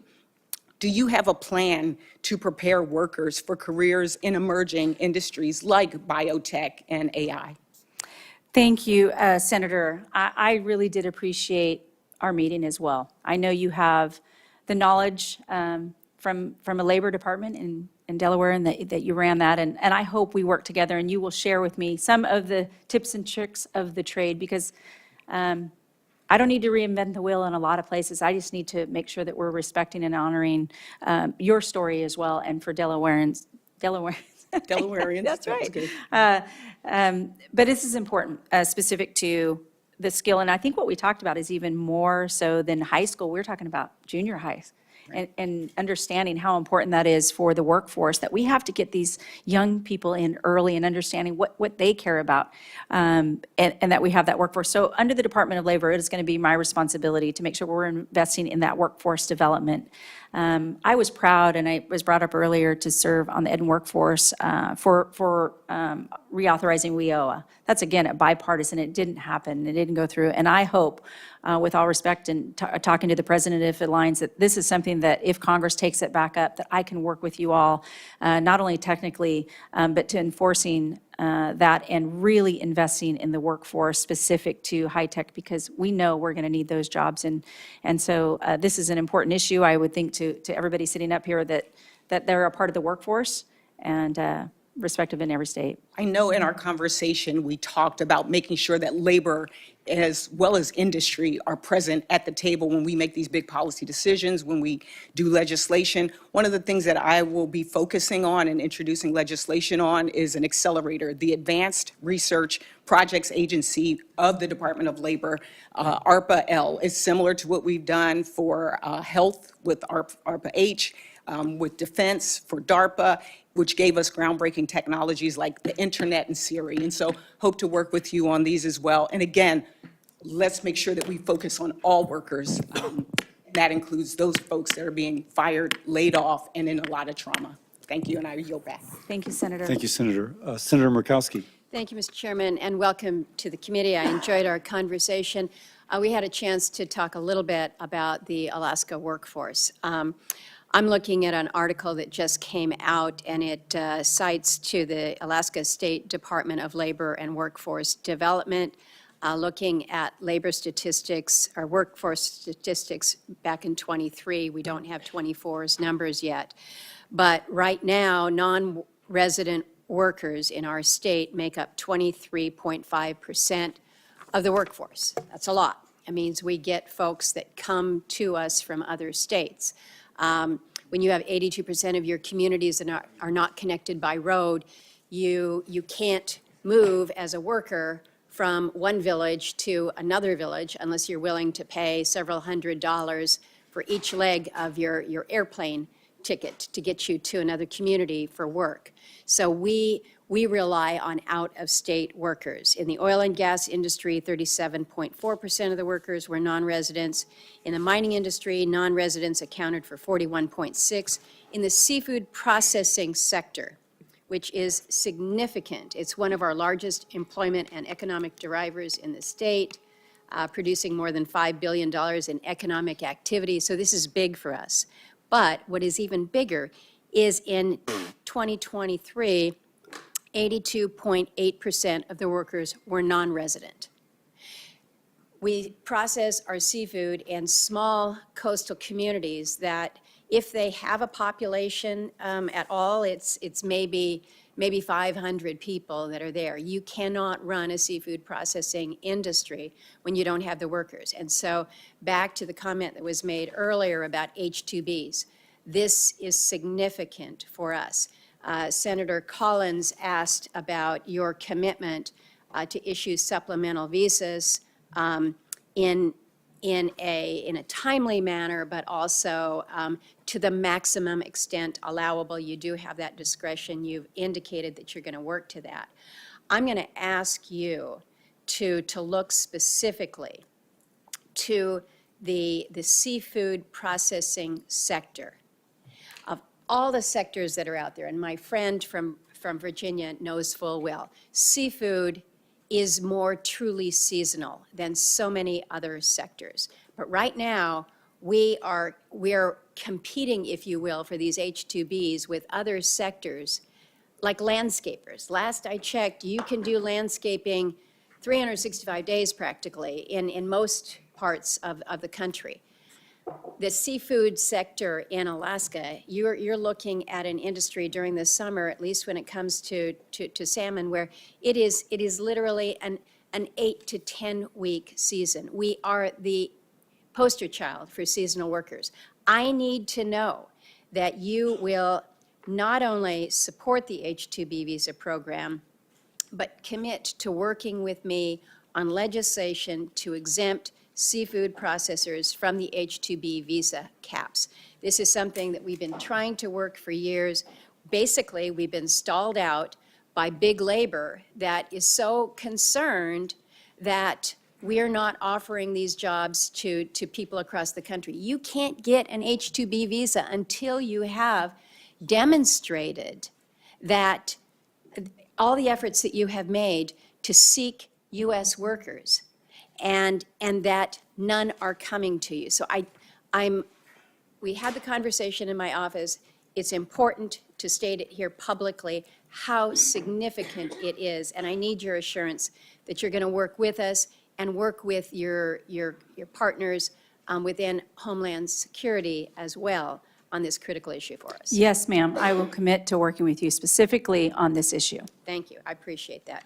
A lot of conversation about apprenticeships, so I'm not going to revisit that, although I did just come from a meeting with the head of the Alaska Military Youth Academy, who was talking about the benefits of going from that exceptional program to hand in glove with the Alaska Works training program, so that these young people can see the benefits right then, right there. Maybe I want to be a welder, maybe I want to be a carpenter, but you take them hand in hand. Last thing I'm going to raise is something in a conversation just yesterday with the head of the building trades.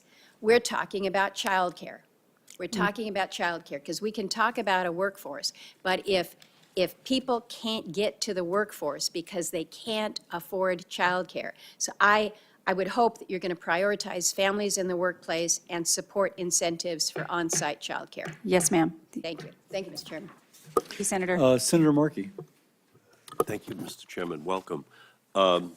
Since his inauguration, President Trump has waged war on public servants, especially federal workers and their unions. The president violated union contracts, including by firing tens of thousands of federal workers, used his fork-in-the-road proposal to strong-arm federal workers into resigning and waving away their legal rights and illegally attempting to nullify union contracts ratified in December of 2024 and January of 2025. As Secretary of Labor, will you abide by the terms of collective bargaining agreements between the Department of Labor and federal agency staff unions? Thank you, Senator. It was nice to visit with you. I know it's been a few weeks since we had that meeting, so I appreciate you being here today. Certainly, the Department of Labor is outside of the NLRB. Where collective bargaining is committed and happening, independent of the Department of Labor. So I will, work with your office in determining exactly what it is that you're specifically asking, but outside of the Department of Labor is to protect the American worker. And then, of course, as we overlap, because the Department of Labor expands a little bit more than collective bargaining and unfair labor practices under the NLRB. But will you advise President Trump and Elon Musk that they must reverse all decisions that violated the contracts that were negotiated between the unions and their agency employer? Well, certainly my role, if confirmed, is to advise the president on a full picture, and I will be candid on what that full picture looks like, and then work with the White House. And if it aligns with the president's America First agenda, I will be that advisor to him, yes. Right. Well, I mean, obviously, collective bargaining is not part of his agenda, and that's where the Department of Labor historically has intervened to make sure that those protections are put in place. In 2023, during a House Committee on Education and Workforce markup, you said you can't have a strong union without the presence of the NLRB. On January 27th, President Trump illegally fired NLRB board member Gwen Wilcox in direct violation of the National Labor Relations Act. The NLRB now lacks a quorum and cannot enforce laws meant to protect working people from union busting and other illegal behavior by companies. And last night, President Trump signed an executive order stating the previously independent NLRB must now report to him. And the overall effect of this full-on assault is that President Trump has left workers unprotected with no way to exercise their labor rights. So as Secretary of Labor, You will be the president's top advisor on labor issues. If President Trump called you today and asked if he should reinstate Gwen Wilcox, how would you advise him? Well, that's a hypothetical, as you know, and I have not been confirmed, but I respect the president's executive authority to run the executive office as he sees fit. He is the one who was elected president by the American people, and he's honoring the promise he made to the American people. If confirmed, I will work on behalf of the president, but I will present him a clear and candid picture with the facts, and we will consult then together. But it is important from the Department of Labor that I give him that full picture. Yeah, well, unfortunately, according to President Trump, the NLRB is no longer an independent agency. And by signing that executive order to abolish the independence of the NLRB, it puts a lot of pressure on you to make sure that there is a protection for the independence and capacity of that agency. And I appreciate your record of engaging with unions, but workers are under threat at their workplace and in their homes. Greedy corporate executives chip away at their rights, lay them off, got their retirement, all while driving up prices. And the president is letting the richest man on the planet cut public school funding, threatening our children's education and jobs of the largest sector of union workers in the country. He lined his inauguration with billionaires collectively worth over $1 trillion. And since his inauguration, union workers in Massachusetts have already lost many, many jobs.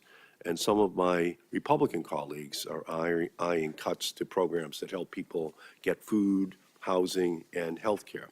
So if you're confirmed, and I'm assuming that you will be, I commit to working in support of all workers, and I hope you will work with me to stand up to President Trump when he takes actions that harm American workers.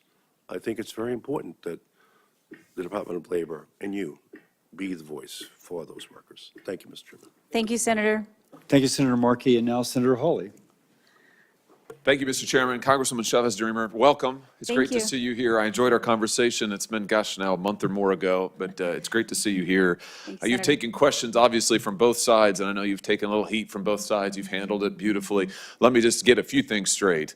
For my Republican colleagues, let me just clarify. You are President Trump's choice to lead the Department of Labor. Have I got that right? Yes, you have. And you support the president's policies and will implement his agenda. Have I got that right? Yes. And to my Democrat colleagues, you very proudly sponsored many pieces of pro-labor legislation in your time in the United States House of Representatives. You have a long record of working with labor, of working with business to try to advance a pro-worker agenda. Is that fair to say? Yes. Which is probably why the president chose you for this role, if I'm speculating. Is that fair?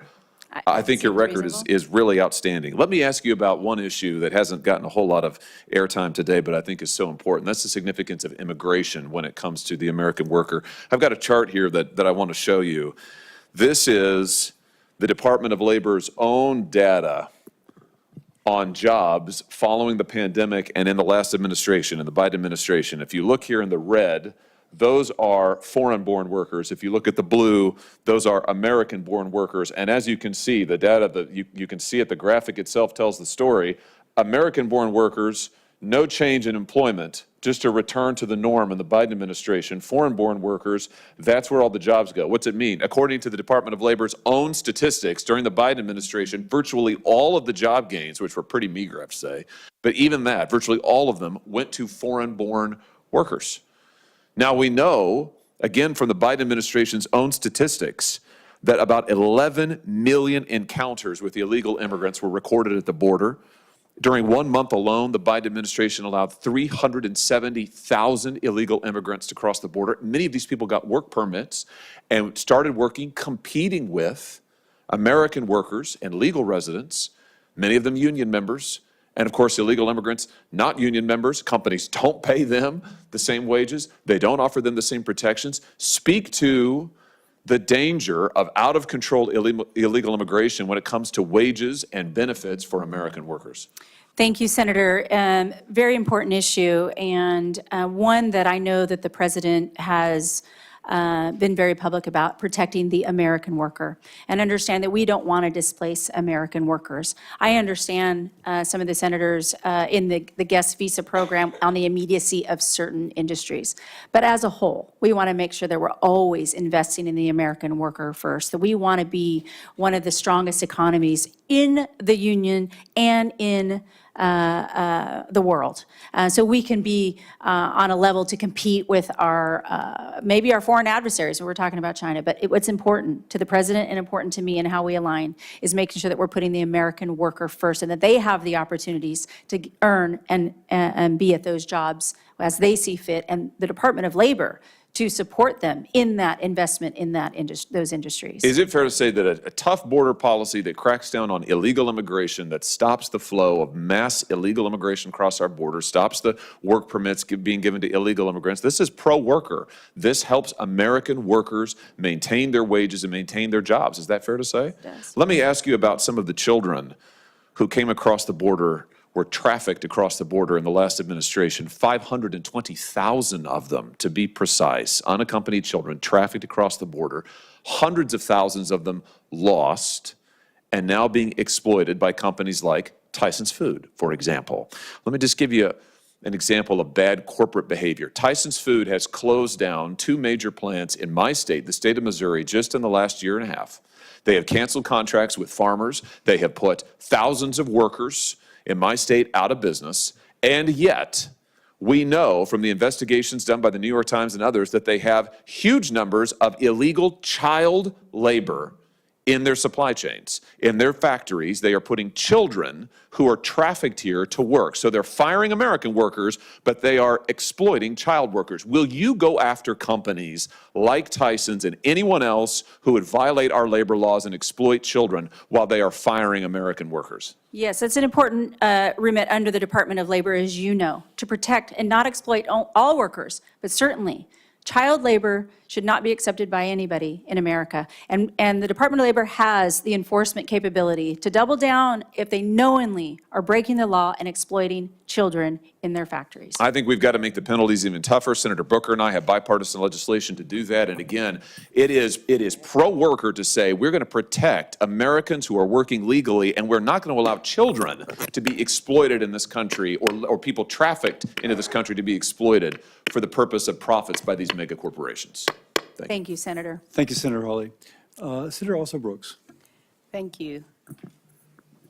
Good morning, Mrs. Chavez-DeRemer. And I want to first of all congratulate you and your family on your nomination. And to begin by saying Maryland, the workers that we're talking about today, Maryland has the highest per capita share of federal workers in the country. So the people that we're talking about are my constituents by and large, and they are reeling from this administration's mass firings. Now, when we had our conversation last week, and I know that it was reinforced today, you assured me that you would abide by the law, that even if encouraged to break the law, you said that you commit to following the law. Is that still the case? Yes. Now, do you believe that a collective bargaining agreement is enforceable under the law? Yes. And if I can ask you, are you aware of the statute which recognizes the right of federal employees to engage in collective bargaining? I don't know the statute number, so. It's Title VII of the Civil Service Reform Act, but what I can tell you is that statute, are you aware of that statute or any statute that limits the binding nature of a collective bargaining agreement based on when it was signed? I'm not an attorney, as you know, and so I would like to. But you would be in charge of enforcing the law. So if it is the law, yes, that there is no statute that limits the binding nature of a collective bargaining agreement, then you would enforce that collective bargaining agreement. I will fully and fairly enforce the law if. Now, I want to tell you that President Trump has canceled what he has called as lame duck collective bargaining agreements. And I want to ask you whether what statute there is that you believe would give the president the authority to cancel or void approved union contracts certified during a lame duck. I'm not familiar, and I cannot weigh in on any specific statute that you're asking me about. But again, if it is the case, and it is, that there is no statute that allows you to set aside a collective bargaining agreement, there is no time limit Would you enforce that collective bargaining agreement pursuant to the law?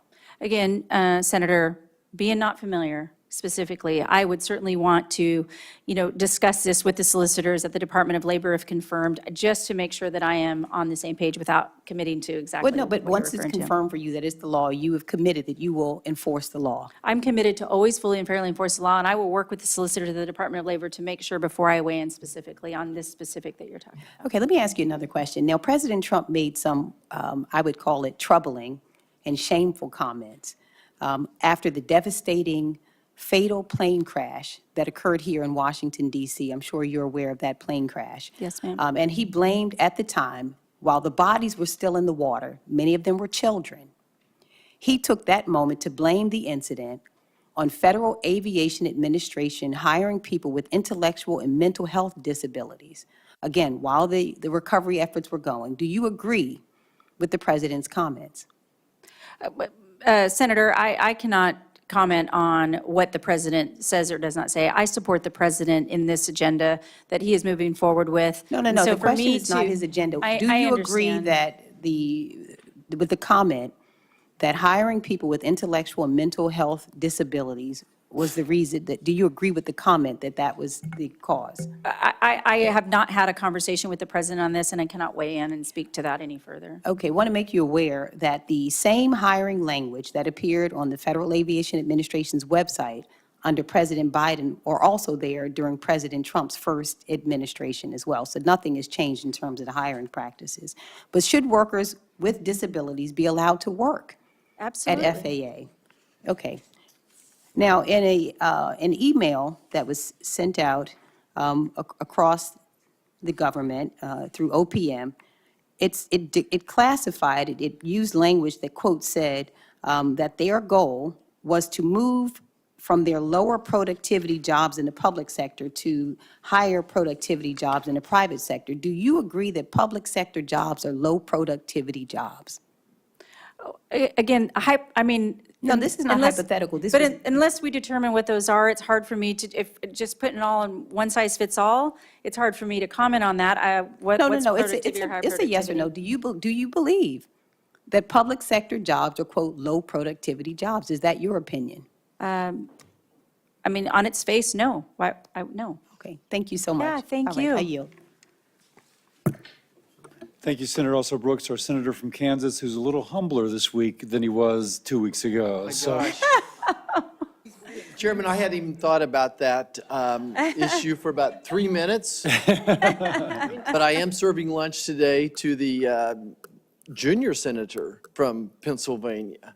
and Senator Blunt Richardson notices that you're wearing Philadelphia Eagle colors. So, Guilty as charged. Guilty as charged. All right.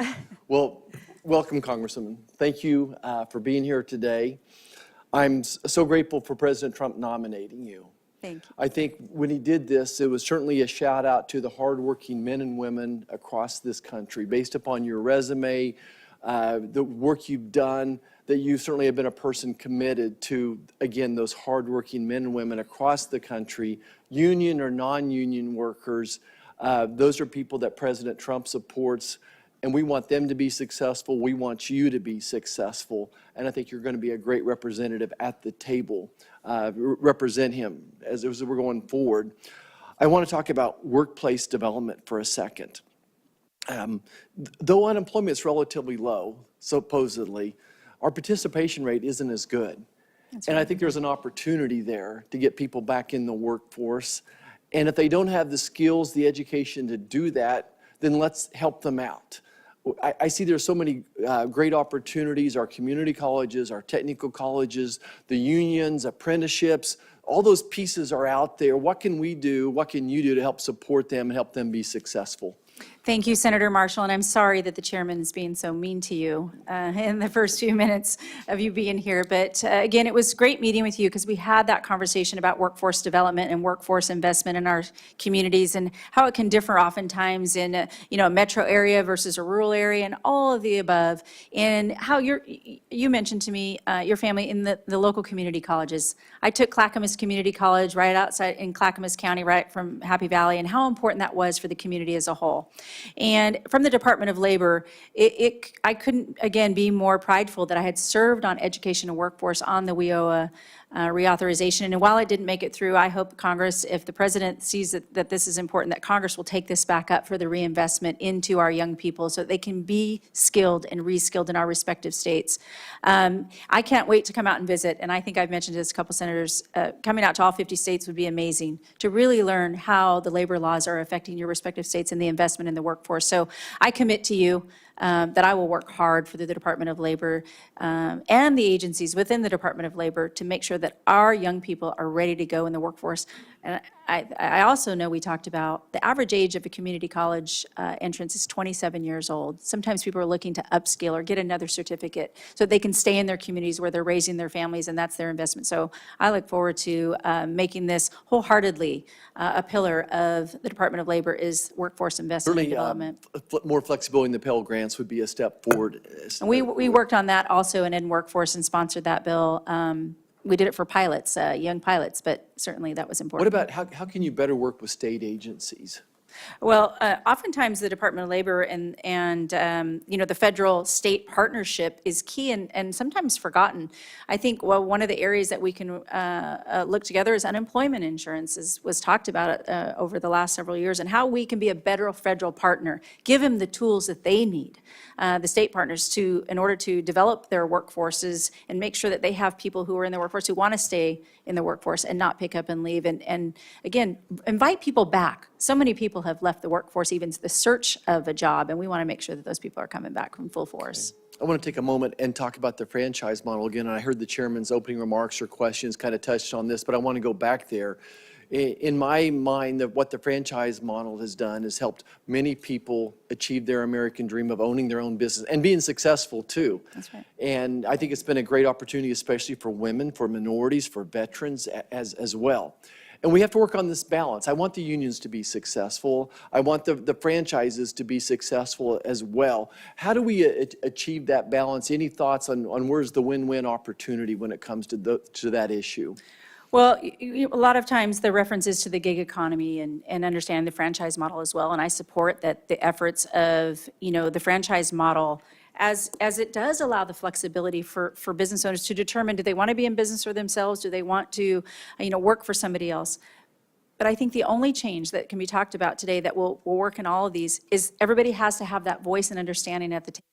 One of the reasons the president nominated me, and that it's kind of been mentioned, but it's not always that we're going to agree on both sides, but we're going to be understood, that they will have a voice. That's the difference this time, that I want everybody at that table to have that voice and what is valuable to them and their membership or them and their employees or a business owner when they're struggling. Compliance is important, education of compliance. And then also, that we can protect all American workers. There's a continuum from the first day that we have our first job all the way through retirement. Wherever a worker is or a retiree is on that continuum, they should be respected for the hard work that they've put in. I can tell you, bringing everybody at the table is going to do just that and reinforce the things that we care about in our respective states. Thank you. Thank you, Mr. Chair, and thank you, Representative Chavez-DeRemer. I enjoyed our conversation last week and appreciate your enthusiasm. I thought I'd start with just a quick answer, a quick question, that if you track the shrinking of the middle class, which we've seen in this country over about the last 60 years, I think it's safe to say, it almost exactly tracks the reductions in unionized labor in terms of as a percentage of the workforce. They track almost perfectly. Do you agree that we want to get more workers in unions as a method to expand the middle class? Is that a worthy goal?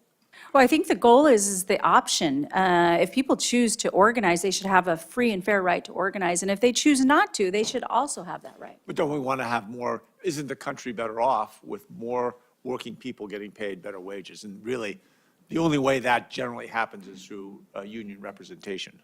Well, again, supportive of both sides of the table is going to be important. If an employee chooses that they want to be in a union, or they have the right to do so. And the same if they choose not to. It was just mentioned on the other side about, what does it look like for the franchise model or the independent contractor model. So I think the flexibility and the conversation is what's key here. And is there room for both. I believe there is. The president certainly believes there is, because this is the new direction of where oftentimes we've had the extremes arguing. If we keep the American worker first and foremost, we're going to come to the center of that table and I think develop exactly what you're talking about, keeping more of their hard-earned dollars. I appreciate that. And again, the ultimate goal, we want to expand the middle class. I appreciate your small business background as a small business person myself in a past life. I think that will be invaluable. We met last week with some of the leadership from the Cherry Creek School District in South Metro Denver, one of many that has innovative apprenticeship systems they put in place, and they're training teachers, HVAC technicians, engineers, aerospace manufacturers, go down the list, healthcare workers of various sorts. And this is just one of many programs we've got in Colorado. Now, the president's proposed funding freezes are going to prevent us from keeping many of these programs running in our state, and I think taking valuable opportunities away from the kids. How can you, as secretary, assuming you get approved, how can you protect these programs against attempts to unilaterally, and I think in some cases unlawfully, claw back the federal funding from these programs? Well, I think the key here is going to be presenting to the president, again, I mentioned visiting and understanding exactly what's happening in Colorado and all the respective states, and presenting to the president as his advisor what's happening on the ground. That's what he wants to see, a candid, clear, concise picture, so that as we move forward in the America First agenda, that we're going to be supporting the American worker. That is first and foremost in his agenda. We're aligned in that. That's the conversation that we had, is that he wants to support the American worker. And so I will present to him the clear facts from all of the respective states. Okay. Back to youth apprenticeships, which, as you know, I mean, my last 6 years as governor, that's what I spent a lot of time on, and I look at it as one of the great gaps that 65 to 70% of our kids aren't going to get a four-year degree, and we have done a piss-poor job of giving them the tools to acquire the skills necessary to have, the American dream.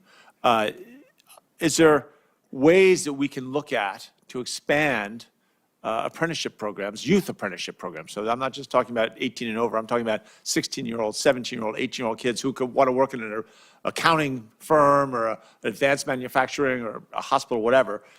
How can you see us expanding that through your tenure at the Department of Education? Well, I think we can certainly agree that, and you heard the conversation about, speaking to even our youngest, our junior high, our middle school kids, all the way up into high school. But I would like to work with your office and, as if confirmed, get into the Department of Labor, really expand and explore what can be done. But if I could work with your office specifically on this and get to know it a little bit better, I would like to have that conversation with you. No, I will take that and we'll follow up on that. We'll get you out to Colorado.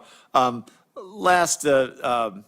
lot of the records, on February 5th, DOJ went to the Department of Labor and demanded that certain federal employees' information be released. And I think there's a lot of retirement account, private information.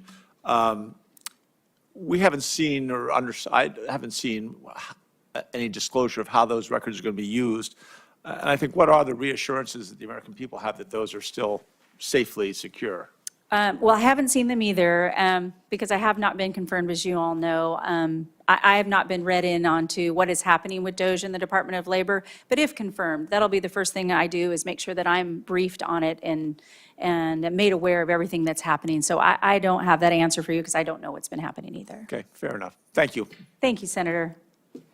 This concludes our hearing. You did very well, and thank you for that. Thank you. Thank you. To your parents and husband and children, I know you all are incredibly proud. This is my, So let me just my say mom that. and dad, Yeah. my daughter, my parents. For any senator who wishes to ask additional questions for the record will be due tomorrow at 5 p.m. We now conclude the hearing. Thank you. Thank you.